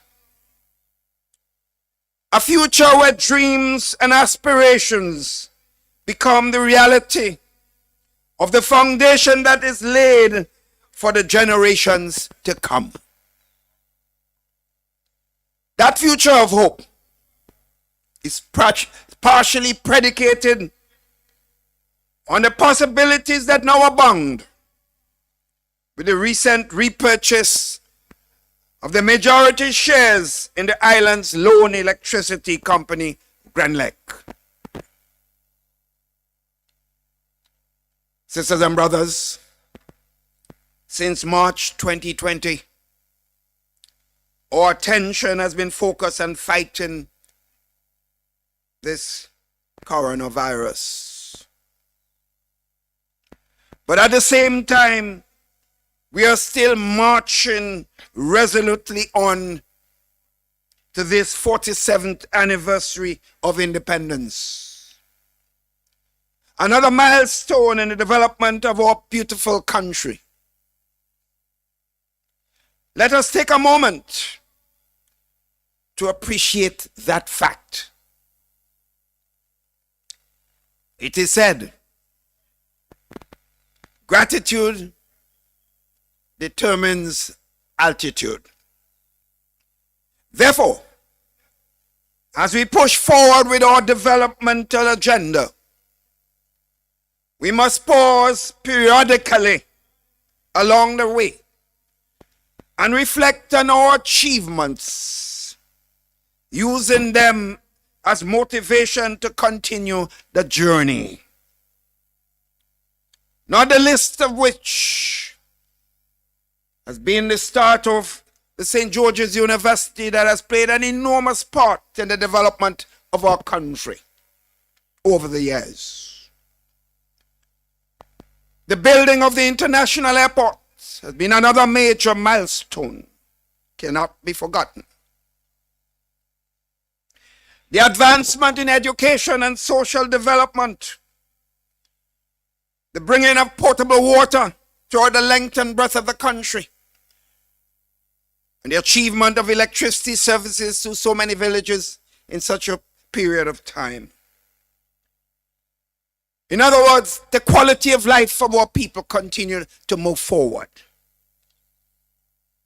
Sisters and brothers, government focus in 2021 will be on protecting the health and well-being of our people and fostering economic recovery. Putting our people back to work is an important part of this process. Many private and public sector projects will come on stream this year. Government recognizes the construction sector as the one that will spearhead the recovery effort. And we anticipate these projects providing jobs for hundreds or even thousands of Grenadians, Caraconians, and Pidie Martinicans, and helping, therefore, to stimulate the local economy. 3 major hotel projects are underway at Mount Hartmont, St. David's, and St. Patrick's, with a 4th anticipated to follow soon. And the developers have all expressed an interest and moving forward to provide training to young Grenadians to prepare them for the jobs when the hotels become operational. Plans like these align perfectly with the concerted efforts being made by government to empower young people and to find opportunities to transition out of the various programs facilitated by government. In addition, the timing of these projects and their estimated completion dates mean that Grenada will be better positioned when the tourism sector begins to ascend its post-COVID trajectory. The pace of recovery, my sisters and brothers, and a return to normal will depend largely on the acquisition and the successful rollout of COVID-19 vaccines. Government is therefore moving aggressively in collaboration with the relevant stakeholders to procure COVID-19 vaccines soon. We know there are mixed reactions to the efficacy of the various vaccines on the market, but we are relying on the guidance of the Pan American Health Organization. And of course, as a believer in science, we will be selecting our choice of vaccines that will protect us. My friends, I will be one of the first person in line to receive a vaccine when it becomes available. This pandemic, sisters and brothers, has caused many things to be put on hold. But the education of our nation's children must continue. Government is therefore vigorously pursuing e-learning. We have equipped all our secondary school students and teachers with devices to facilitate e-learning. And we are now moving similarly to equip students at the primary level. These initiatives will cost the taxpayers millions of dollars that was never planned for. And therefore all of us must take note. There is so much to be optimistic about, sisters and brothers, as we envisage Grenada's future. But we can only get there by taking deliberate actions that will safeguard the country and all our people. We have repeatedly acknowledged the widespread impact of this pandemic, which is requiring governments all over the world to lead the charge on multiple fronts. As you know, leadership is not an easy job. And the challenge of this disease has made it even more difficult. Nevertheless, in partnership with our stakeholders and you, the people of this beautiful land, we keep pressing on. The hardship for various sectors of the population continues unabated. leaving many to seek some form of relief from government and for friends and family at home and abroad. Since this pandemic started, and over the past few months in particular, I have been personally inundated with requests for assistance through calls, text messages, and emails. Sisters and brothers, we must continue to remember the pain out there is real. Some people have been without jobs for almost a year. In the tourism sector alone, that number has been over 2,000 persons. It's real. Can we help them all? I ask. It may not be possible, but we still must try.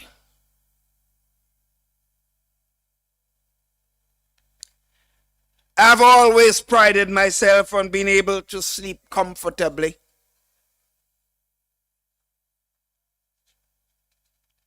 But the suffering of our people now keeps me up at night. The burden is great, maybe even overwhelming. But I'm committed to doing everything possible to ease the suffering of every single Grenadian, Caracunian, and Petit Martinican.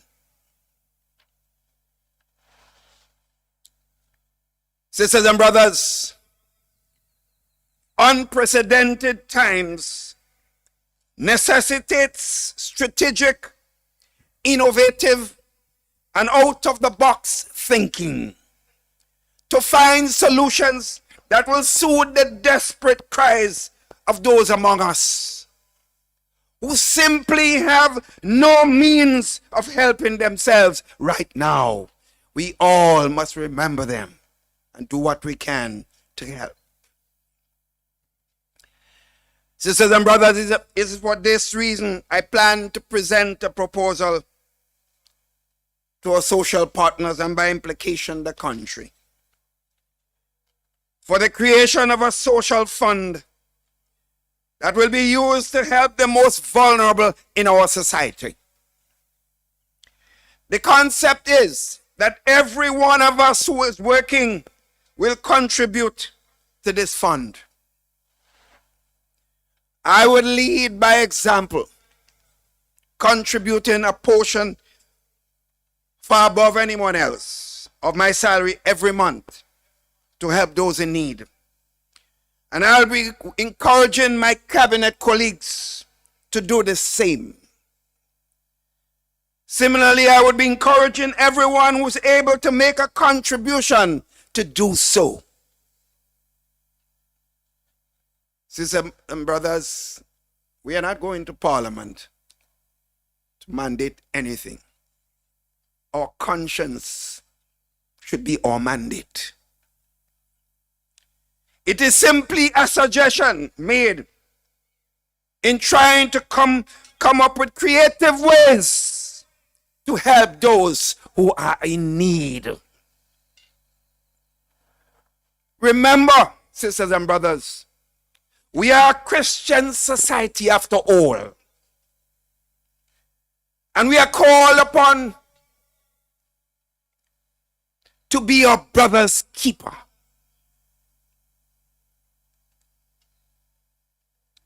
In John 3, verses 17 to 18, and I quote, "If anyone has material possessions and sees a brother or sister in need,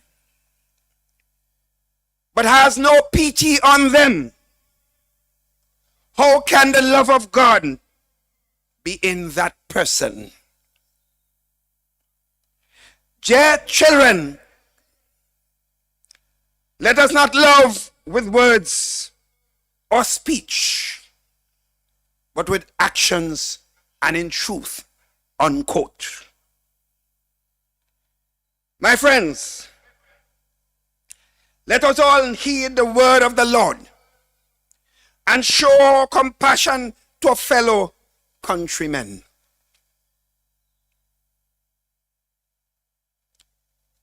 I assure you,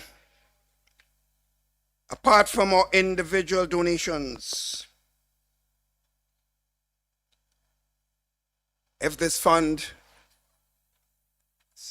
is succeed in being started as I wish, members of government will have no involvement in implementing this fund.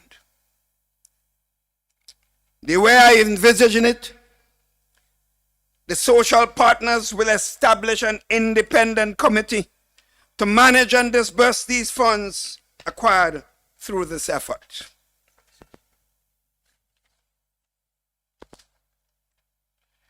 Any beneficiary of this initiative must be someone with justifiable need. It will be verified. And there are many who fit that category. We look around us. Farmers are hurting. Fishermen are hurting. Workers in hotels are hurting badly. Restaurant owners and bars, they are hurting. Tourism and market vendors are hurting. Taxi drivers, water taxi operators, they are hurting. Tour operators and tour guides and other industry providers, including operators of marine-based business, they are all hurting. Liat workers who have provided years of human service to Liat, who have now literally not operating and are left at home for months without a penny. And other workers involved in the aviation industry,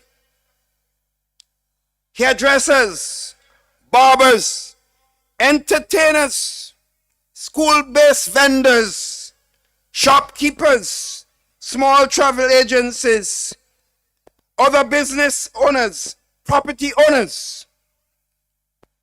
The list goes on and on.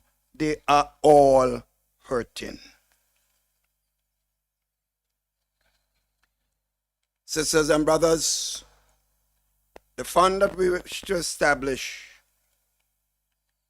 will never be enough to meet the pain, as I just listed so many people out there. We are also in discussion with the regional and international community to get additional funds to complement the initiative that I just talked about. Sisters and brothers, if you are overwhelmed by the few categories identified here today, imagine how I feel on a daily basis, hearing the cries of so many people. I've never had that in my 36 years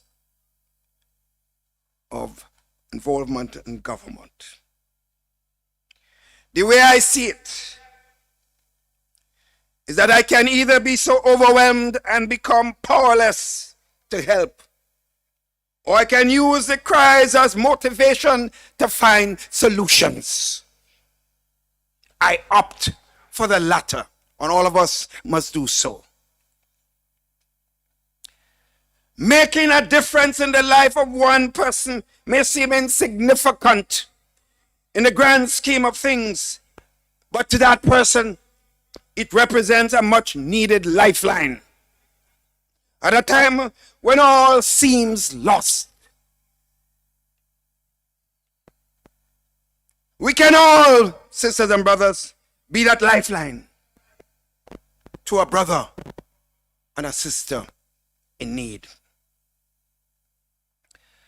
The reality of this situation, sisters and brothers facing us now, is that while some are forced to make something out of nothing, others are demanding more and more. Those of us who are earning serious salaries must understand it's our time now, despite all the circumstances. We must reach out to those who have nothing. This is what we were told as a Christian nation. Love your neighbor as yourself. Sisters and brothers, the battle is long and clearly quite daunting. But I am confident that we will win this battle. The key in winning this battle is collaboration and working together. A collective effort, hand in hand, towards that common objective. We unite and we persevere, confident that the challenges of today will give way to a brighter tomorrow. Our celebration of this national milestone, therefore, today, is a reminder that good things are still happening despite COVID-19. Sisters and brothers, therefore, in closing, I pray that God continues to bless these beautiful islands of Grenada, Carriacou, and Petite Martinique, and our people, all our people too. I encourage you, sisters and brothers, I encourage you to protect yourselves.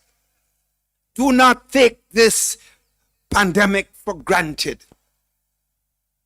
Do not believe that it cannot happen to you. Wear your masks. Maintain your physical distance. Avoid large social gatherings.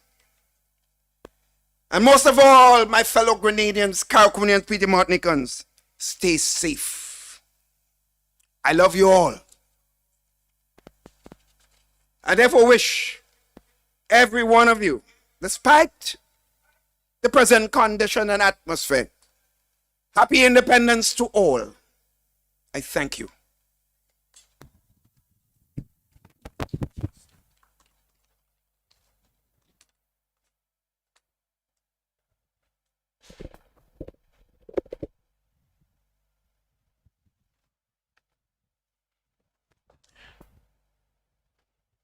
We've just witnessed and listened to a very timely, very sterling remarks from our Honorable Prime Minister. And I noted very clearly some of the factors mentioned. One of the key he did say in closing remarks that one of the keys to achieving our objectives is that of collaboration, working together. Absolutely. And as he said, just before he descended, he did make the appeal for us to be conscious of the times in which we are living. The mere fact that we are in a pandemic condition, a state of emergency, and the need for us to be all safe. And he did make that charge very, very clearly that we need to be COVID-19 compliant. I found elements of the speech really did address, because in an independence message, what you really want to gain is a historical perspective and where the country is going. And in 2021, it must have been a little, challenging for him, but he did encapsulate a lot of our legacy. All the things, the road Grenada has traveled over the 47 years, highlighting some of the infrastructural and developments, or like the international airport and so on, and even talked about the rural, the water project, the electrification, and all of that. But we'll get back to his message in a few, as Dame Cecile is getting ready for her departure. So, viewers, listeners, we are now witnessing the departure in reverse order. Her Excellency, the Governor General of Grenada, who last appeared at the National Stadium, is first to leave, and she has ascended the dais, now receiving the royal salute. Again, in recognition, in appreciation, as a mark of respect for the 47th birthday of our beautiful nation.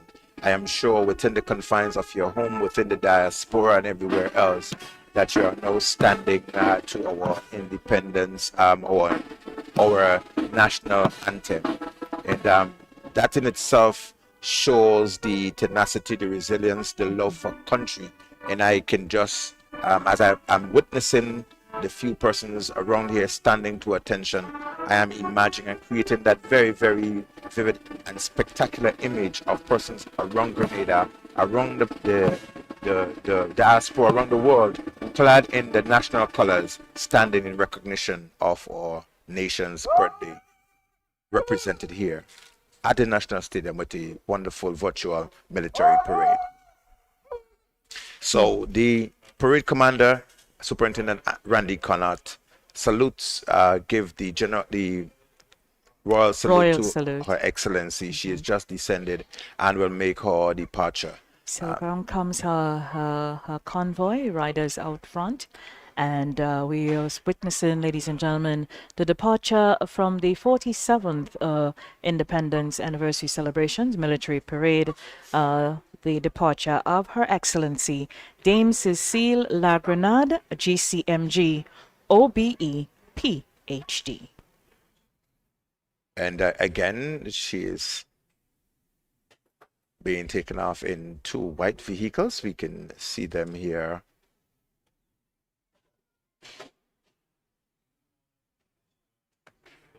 That one is a BMW as well, a white BMW, is it?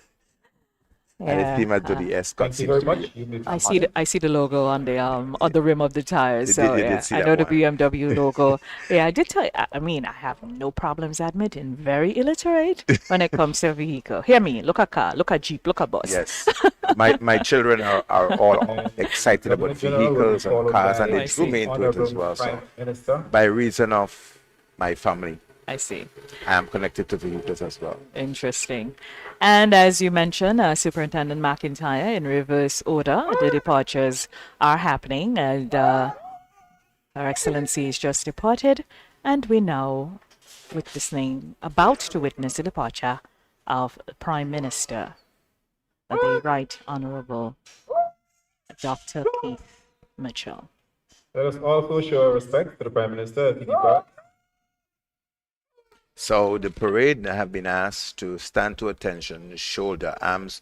The Prime Minister ascends the dais, and he gets a general salute.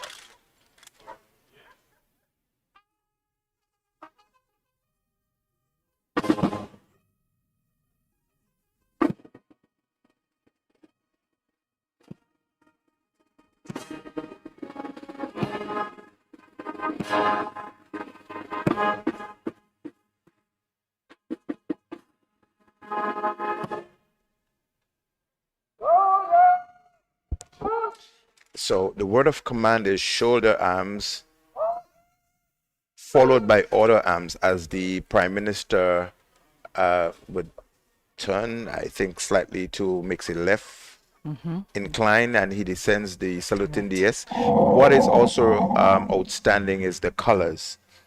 He's wearing a red mask. Did you see his socks? I did not, unfortunately. Red tie, red face mask, and his red face mask is conspicuously marked, very clearly marked. Socks, very 46th year of indeed, independence appreciation. indeed. Very, very, very Looking colorful. very sharp, very sharp. Seemed very pensive this morning. Yes. I mean, we did say earlier, I guess it was bittersweet, with the of course, the death of one of his closest friends and comrades politically, Mr. Elvin G. Nimrod. and of course facing the nation in this very, very difficult time on our 47th. I guess when he looked into the seats of the National Stadium and saw that it was empty this morning and stood there and gave an address, another set of reality really, really hit. Yes. And for all we feel, and no matter where we are in terms of our politics, we oftentimes, folks who are leading like that, we really have to extend some sort of empathy and really wish them well and pray for their strength and their wisdom and tenacity, because at the end of the day, they're leading us. Right. Yeah. And the Prime Minister did not miss the moment No, to he show his condolence he- and recognition of his he contribution. did not. He was very, very somber, Yes. very sober, very reflective this morning, and gave some direction as well to where we are heading. One of the best things that came out was really him highlighting. Because normally, you see leaders as really insurmountable figures. But here he was this morning saying that for the first time, his sleep has been interrupted. Yes. It is so difficult for him. But, let's get the departure of our commissioner. Edwin Martin is now on the dais receiving the fanfare, the final salute here at the National Stadium to our three dignitaries that appeared. Her Excellency Dame Cicely Grenada, the Honorable Prime Minister Dr. Keith Mitchell, and Edwin Martin, Commissioner of Police. And this time we do not have an acting commissioner. We don't. This is our a full commissioner. commissioner. And we must say, we must pay homage to all the commissioners who came before. I think when we highlighted commissioners earlier, we missed one of my favorite. I love to see him on parade, Commissioner Nestor Ogilvie. He was just such a towering person on the parades. And probably because of his military background, he was just really, the parades were really, really, really, there was something special about them. He wasn't a fanfare person. He was parade, military parade. And so, we missed him and we spoke about commissioners earlier. But indeed, it is one of the greatest charge of any commissioner of police this Independence Day. So as his lone vehicle come around with his outrider, Commissioner Edwin Martin is getting ready to depart parade grounds for the national celebrations of the 47th anniversary of our independence, the military parade. Great. And I really want to commend the officers of the RGPF who've appeared here, and they've all been very professional, very astute, very militant in their approach to everything. We missed the numbers? Not really. The spirit was just so vibrant and it was just clear. And when I talk about numbers, I talk about the platoons, because they are sized down and they are also separated in terms of space, so they're not too close to each other. But as the professionalism, the dedication to duty and service, just from the way they appear in their uniforms, their whole mood, just in line with everything, not missing a beat. We must say hearty congratulations to them. The men and women of the Royal Grenada Police Force. So really, Independence Day, we really see the finest of the RGPF and really who they are and what they represent. It really brings out that reflection and, as you mentioned, that representation. What we are witnessing now is the parade 2IC, or what is called the adjutant, Assistant Superintendent Holly George. He goes up to the parade commander, Superintendent Randy Cannot. He salutes with the sword, obviously, and the commander is handing over the parade to his adjutant or his 2IC. And on the regular, normal condition, they would be marching off from the stadium onto the bridge, the Green Bridge, onto Melville Street, and will dismiss just outside the old police barrack. This will not be the case, understanding that we are operating on the state of emergency, So we express our limitations and restrictions, and appreciation and so we have to Superintendent comply. And just as Prime Minister requested of us, we are leaders of the process, and therefore we have to first and foremost be the example. They will be dismissed just where they started. That's outside the Wesley College grounds. they are shouldering arms, and it is very. They are asked to move to the right in trees, and they would right turn. The parade commanders, the adjutant, and the various unit commanders will take their respective places in front of and rear of the platoons, and they would march off from this arena, and I'm sure they'll be going off to where they assembled just outside of the National Stadium, where they will be dismissed. Yes, at the Wesley College grounds. Yes.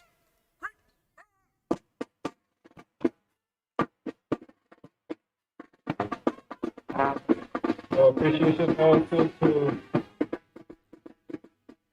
The units the various for support viewers, commanders. listeners, those of you right out there within the diaspora, United Kingdom, Canada, the United States, various elements, various service groups and interest organizations witnessing this wonderful celebration, military parade here at the National Stadium. The men and women of the RGPF supporting our ancillary cadet corps as well. They are marching up from this wonderful facilities here in recognition, in celebration of Grenada's 47th anniversary. The parade commander is receiving an eyes right from the units on display here as they go past. The Special Services Unit led by Assistant Superintendent Christopher, the male unit of the regular arm of the RGPF led by Assistant Superintendent Dexter Richards, and they are marching past, and as you can imagine, as you can see for yourselves, ladies and gentlemen, very militant, very well clad, and showing that level of dexterity, I must say, agility, And precision. And lots of precision, yeah. A reflection of what we stand for. Yeah, I mean, it's moving. yes, it is. You know, and the paradox and is great, you know, for all we are facing with challenges. And so the beauty of Grenada, the physical beauty of Grenada, Yes. the things that we represent, our flag, you know, the military parade, you know, the ability for us to showcase our identity and our you know, our independence, so to speak, our political independence. That is, it is just that we can get to do it in this time as this pandemic rages globally. And many spaces, folks can't even, you know, get the opportunity to do this. There's still quite a bit to be happy about. Final platoon. It's the final platoon getting ready to give the eyes right. That'll be the Cadet Corps. And they just a short march off this year. Normally they will take Melville Street. I'm sure the folks at River Road and Darbo, and so they're probably just outside now because it's just a great thing to watch, no matter what age you are at. A military parade sparks the interest of every demographic, really. So I'm sure people are out there, you know, to see them, and they march out, and they be. But just to get back to the Prime Minister's address, Superintendent McIntyre, as he focused a lot on you know, the achievements of you know, the 47 years journey of the nationhood of Grenada, so to speak, and highlighted. Of course, everything can't be in there, but some of the things that he highlighted, and also paid attention to just what is going on at this time in the country. He highlighted that it was one of the most difficult periods in his entire life. And he empathized, said it can become overwhelming at times. He empathized with the feelings of the general public, and, you know, really said that we are all called upon to take actions that are contrary to our natural instincts. Isn't that the truth? It is. And that is what is so hard about it, that we have all been called upon to take actions that are contrary to our natural instincts. You know, we're free, we're warm, we're loving, we like to hug. We like a good fete. That's correct. We like a good oil dong, a good beach jam. We can't do any of that because of what is happening. And if we're doing it, we have to do it, you know, reduced. He said instead of being totally overwhelmed and cowering over feelings of being overwhelmed, he would like to use the cries, the challenging cries, and the cries that he gets from individuals on a daily basis as motivation to find solutions. One of the solutions he mentioned, and I think one that will stay in a lot of people's minds after today, after the parade and the dust is settled on this, is the establishment of the social fund. Yeah. And mentioned that he's going to engage the social partners, where every worker, every person gets to contribute, all of us who can get to contribute to this social fund. It is very timely, not foreign to us. If you remember, you were very much at the helm at the time of Ivan, when we established the National Transformation Fund, and a percentage of money came from our salaries to contribute to this. I was very heartened to hear that about who will govern the fund. Yes. Because what is very, very, very, very, very, we have to be very mindful, and what is indicative with these sorts of things is that they are managed in a very transparent way, and there's no risk or temptation for politicization. So I was very, very heartened to hear what he wants to do, how he intends to set it up, and how it's going to be managed and monitored. I think, as you mentioned, it was really carefully calculated in terms of how that is going to build. We understand our challenges of the past, some of our pitfalls, and some of the uncharacteristic activities and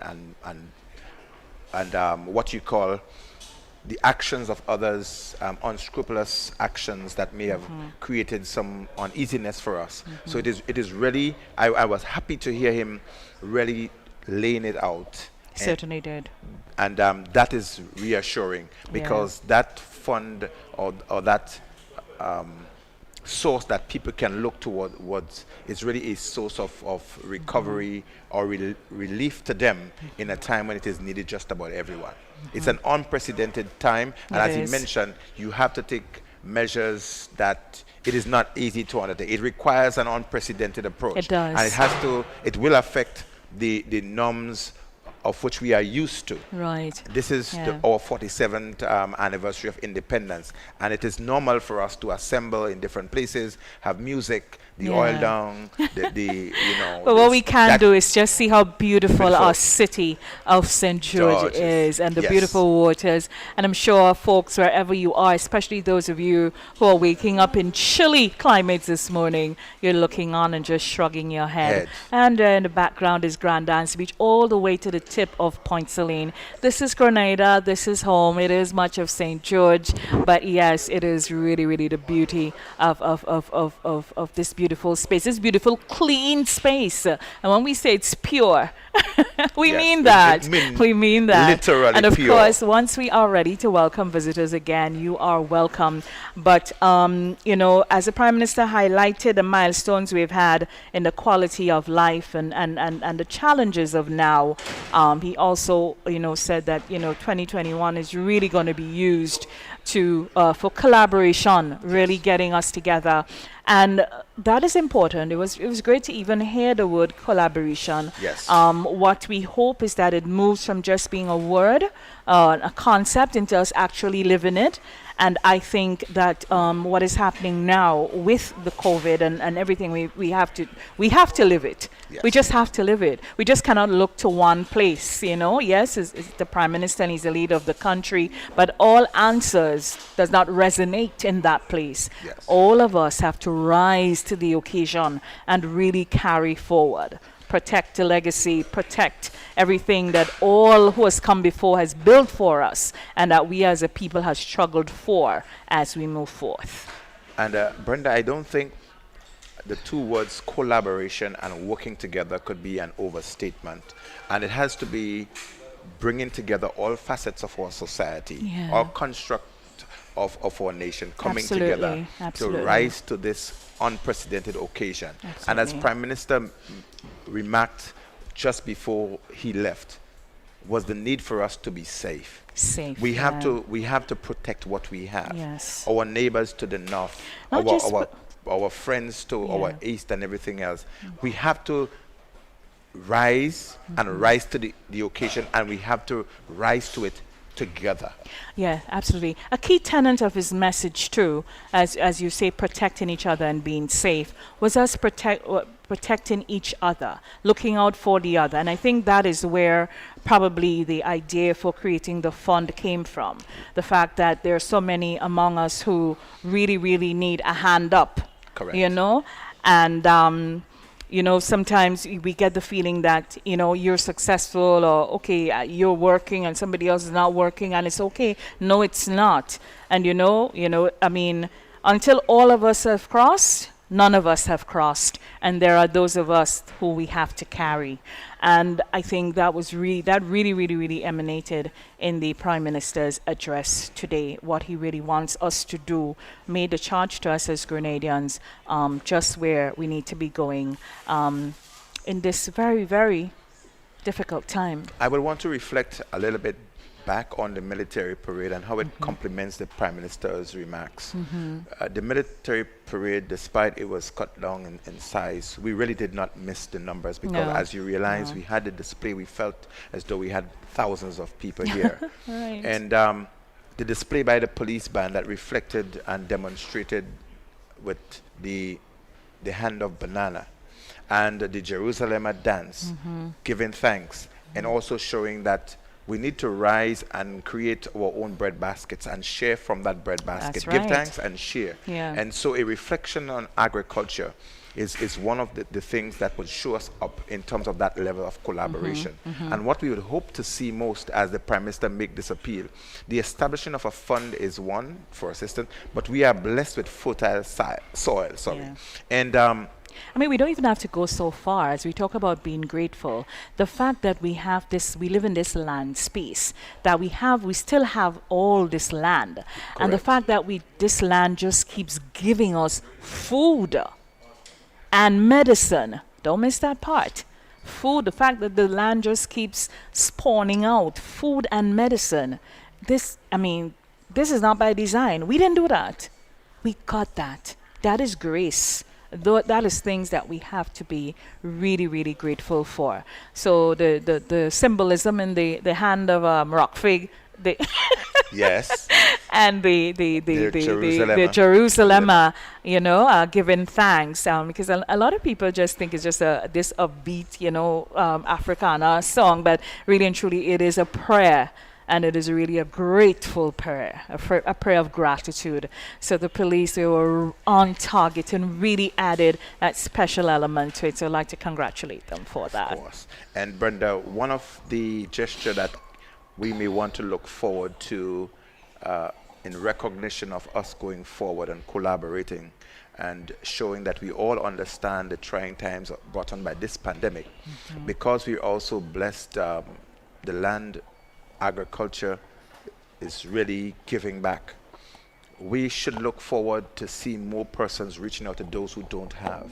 Yeah, that was part of the Prime And Minister's message as well. we would want to look at those. If you have a fish and somebody is a farmer and you're a fisher, the person may not have the money to purchase your fish, but they can give you some yams and you can give them fish. So we both have Absolutely. yam and fish I as mean, a meal. He said, I think the words were, I don't want, okay, I can't quote him, so let me paraphrase. When he was getting into the areas where we're having the challenges, and he said he would just highlight a few. Yes. When he kept going, it kind of hit me, because you say a few, but then it kept going on. And it really, it come upon you that when he said, you know, the farmers are hurting, the fishermen are hurting, and it just kept going. It went past a few. I guess a few was just softening to get into it. But when he truly got into it, and he just, the groups of individuals and sectors kept going on, for me, it really, really did something to me. It just kind of hit me. And I'm like, Jesus. So today's military parade and Prime Minister's speech and all of what we've seen is just more than a display of military Reality check. It's really a Reality reality check. check. And Prime Minister articulated that well. And I think the display and everything complemented, Yeah. brought an entire package of we are not living in the same time. It's different times. It requires a different approach. Absolutely, absolutely. And we continue our coverage, getting ready to wrap in a few, but we now have for you the message from the chairman of the National Celebrations Committee, Mr. John Williams. Good morning to all.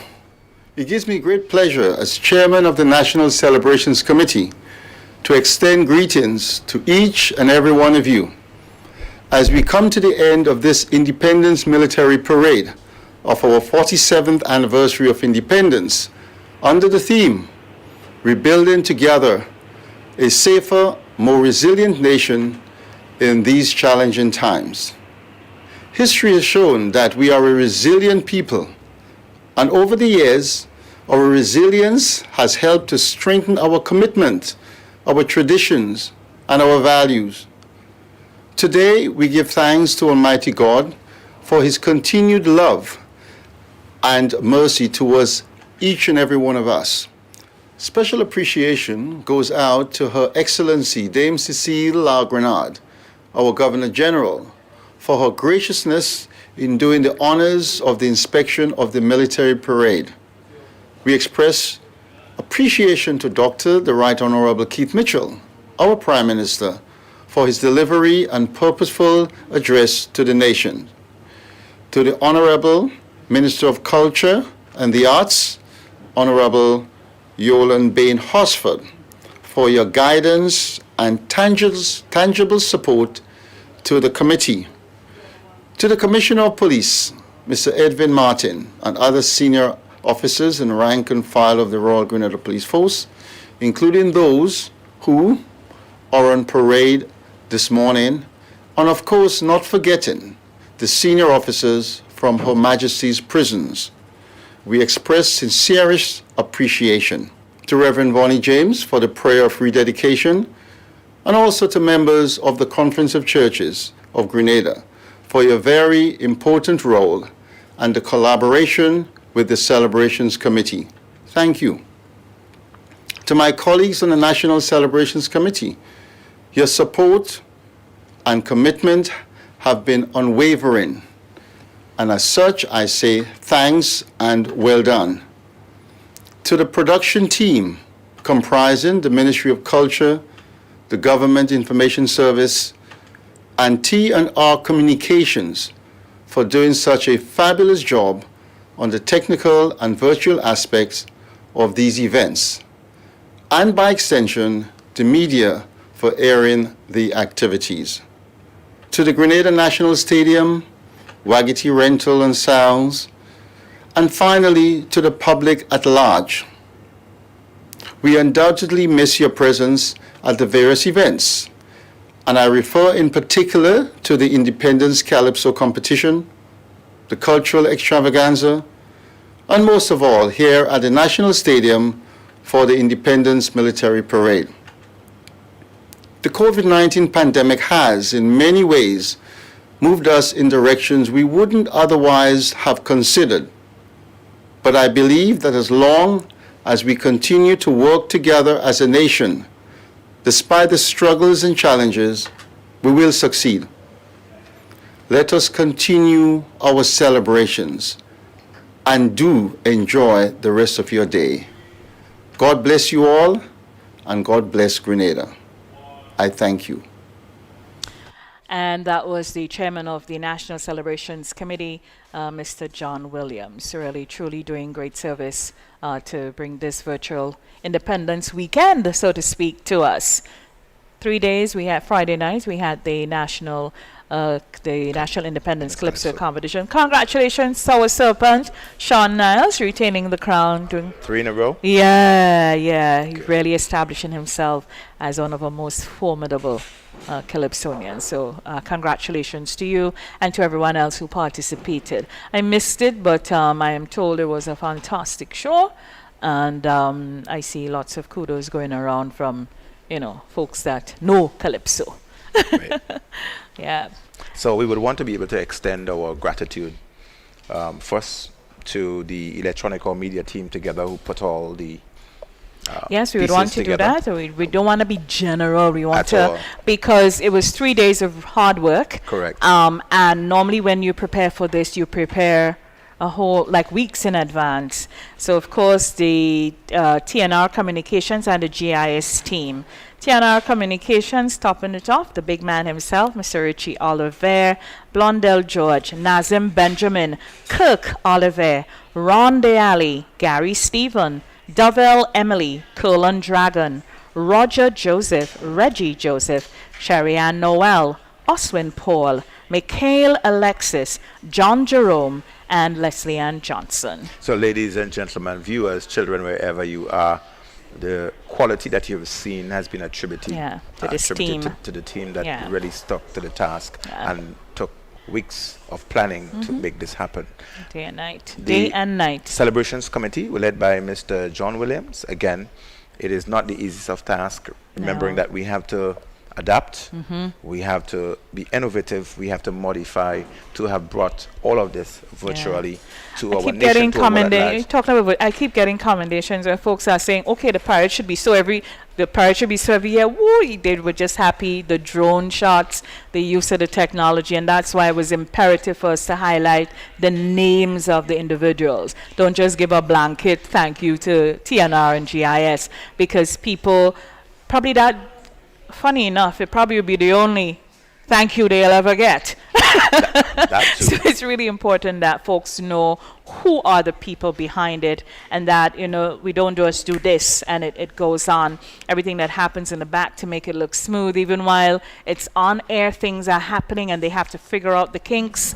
And so we would like to really commend and congratulate everyone. I think the highest the highest service you can give is service to your nation. And certainly this was a serious effort of great national service on this 47th anniversary as we commemorated in a pandemic. And it did not happen on today, the 7th of February.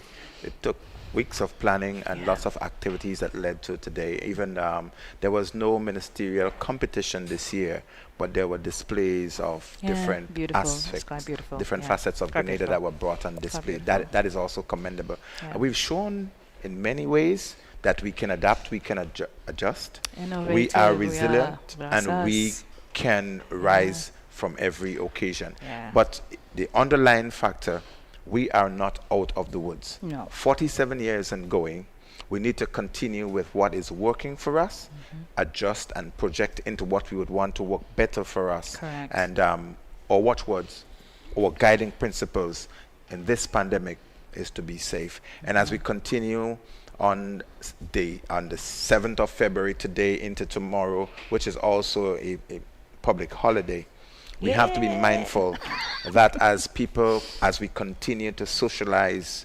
within confines and controlled environments, that we have to be conscious that it only takes one slip up and this nation, which we can't afford, can go back into lockdown, and all that we've worked for can all be lost. So once again, it has been a wonderful military display down here at the National Stadium. Hats off to the men and women in uniform. Hats off to Commissioner of Police. Hats off to Randy Cannott and Holly George, the orchestrators, and the fourth Sergeant Major, Sergeant Noel, and the others who were able to get this together to give us a wonderful And display. the police officer who normally do the narration. Inspector Douglas. Wonderful. He did a wonderful. fantastic job, I think, if you ask me. Wonderful. And as we get to leave you here at the National Stadium, it's fast approaching midday. And just gone past midday here in Grenada. It is Sunday. Oil and cooking in a lot of kitchens right now, outside, on the fast side, on the beach too, by the river too. Yes. That's okay. Once we playing it safe, yeah. And so as you know, one of the things I like us to leave with this morning is kind of what the Prime Minister left with us in his speech, where he said that 2021 we will continue to focus on the well-being of our people, because our well-being is paramount if any sort of economic success, any sort of rebounding on any level is going to come. So let us continue to focus on our well-being, not just of our personal well-being and that in our spaces, our homes, i.e. our workplace, our friends, but extend it out to others as we move through this. So on behalf of everyone here at the National Stadium, the empty National Stadium, but we still felt the spirit and the vibe. We thank you so much, especially those of you in the diaspora who tuned in today to witness this, and to those of you at home. Some of you probably just coming in from church. I'm sure the GIS, they're going to repeat this again. And right after this broadcast is a special feature that will air on the GIS, so you should continue looking. So Sylvan McIntyre, Superintendent Sylvan McIntyre, thank you so much. Such a good Grenadian, great service. Thank you, Brenda. It's been a pleasure. And thanks pleasure for edifying me a little bit about vehicles this morning. You're very welcome. That's my personal takeaway. And I want to say, before we actually concluded on that, that one of my sons messaged me back to say, we missed it one, that one of the BMW, I did not see an X5. He corrected me on that. So, Brenda, I was subject to correctors as well. So Totally I'm out of my wheelhouse. All I know is a van, look at bus, look at car, look at truck. Yeah. So once again, it has been a pleasure for all of us. It has been a pleasure working alongside you, Brenda. Yeah. I like your colors. Thank you. Thank nice you. reflection of all that Thank we you. have. Yeah, And we urge every Grenadian to be safe. Be safe, everyone. Be safe. On behalf of the National Celebrations Committee, happy 47th anniversary of independence. Let's go for as we aspire, build, and advance as one people. For everyone here at the National Stadium, I am Brenda Batiste. Bye-bye.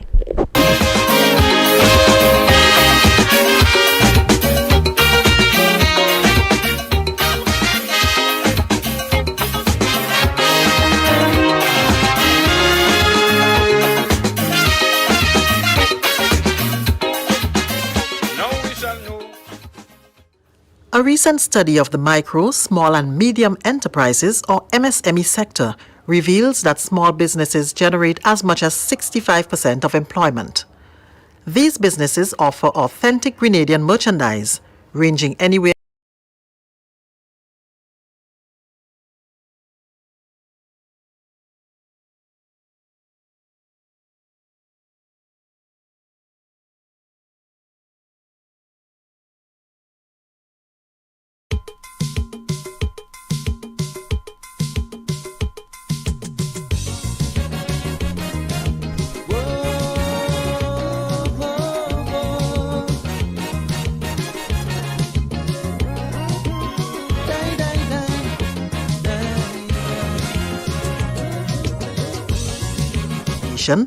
but more importantly, to network and build relationships with potential clients, thereby enhancing business prospects. The challenges presented by COVID-19 means that 2021 will be different. And since you can't go to them, we will bring them to you. We speak with 3 local manufacturers who all underscore the importance of supporting local. Let's meet Mrs. Christine Antoine of Antoine Woodwork Manufacturing Company. The factory is located at Mount Parnassus, with a showroom conveniently located at White Gun. The company, which has been in operation for more than 45 years, supplies locally made household furniture, like living room and dining sets, utilizing local products. It also supplies schools and offices. Mrs. Antoine says by supporting locally made products in their business, they are doing their part to keep money in the country and create jobs. In my business, we don't only create jobs, but we give people skills. And when people come here, they learn a skill. And as I always tell them, when you leave here, your skills go with you. So we do that for the Grenadian public. Also, what we do here also is to, by generating sales and creating employment, more money is circulated in the country. We head now to Beaulieu St. George's to speak with Mr. Garvin Glasgow, owner of G-Links Limited, which produces organic honey. G-Links' motto is, with innovation, we transform good into great. Driven by this, Glasgow boasts that their products are on par with any other in any part of the world. He believes if we are to build a vibrant Grenada, we must support local. We make a wide variety of natural local products. We do honey, but not just plain honey. We do some value added, so you can have an experience with honey and cinnamon, honey and ginger, honey and nutmeg, honey and bourbonde, honey and nuts, even honey and fruits. As a matter of fact, speaking about fruits, we also do some dried fruits. You'll have a chance to see what that looks like as the camera pans around the room. We do dried mango. We do golden apple, banana, pawpaw, you name it. Whatever is local fruits that could be dried, we dry it. Another local entrepreneur is Mrs. Janet Bennett Wint, owner of Spice Isle Plantation, which manufactures soap, candles, shower gels, lotion, among others. One of her most successful products in her line is the insect repellent. While the COVID-19 pandemic led to a drastic drop in sales, she says they still managed to sell some. Ms. Bennett Wint believes in the power of trade shows and expositions that create opportunities to form connections with business people overseas, translating to greater business exposure. But to form these connections, she advises that one must first have a clear vision of what he wants to achieve. My advice is have a business plan, register your business, and make sure you work by the books and aim high. In spite of it, you would meet challenges, but I believe that once you start, you would be successful once you're determined to reach far. It is no secret that COVID-19 has tested the fortitude of micro, small and medium-sized businesses.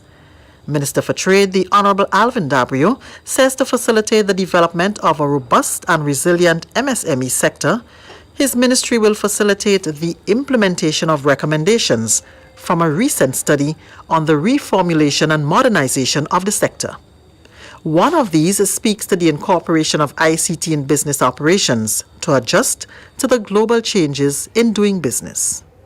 Recommend the review of the existing and the development of a comprehensive initiatives framework to facilitate the growth of existing MSMEs and to encourage the development of new ones.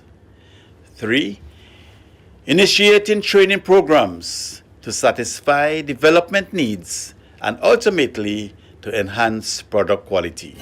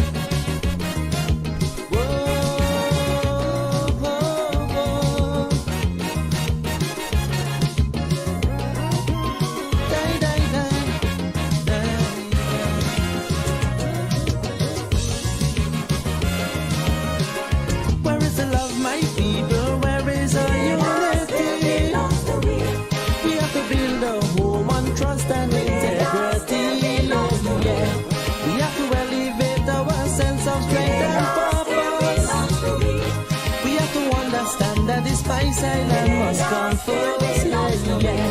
Bear in mind that no amount of foreign assistance can ever compensate for our nation's independence. Our road is long and our work is hard, but our united strength is our greatest reward.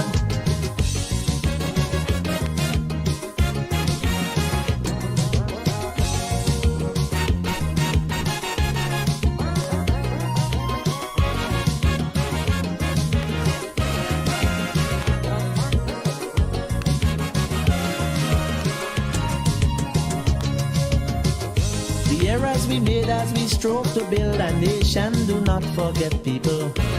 Alright. There were times when we all were proud and times that we all regret.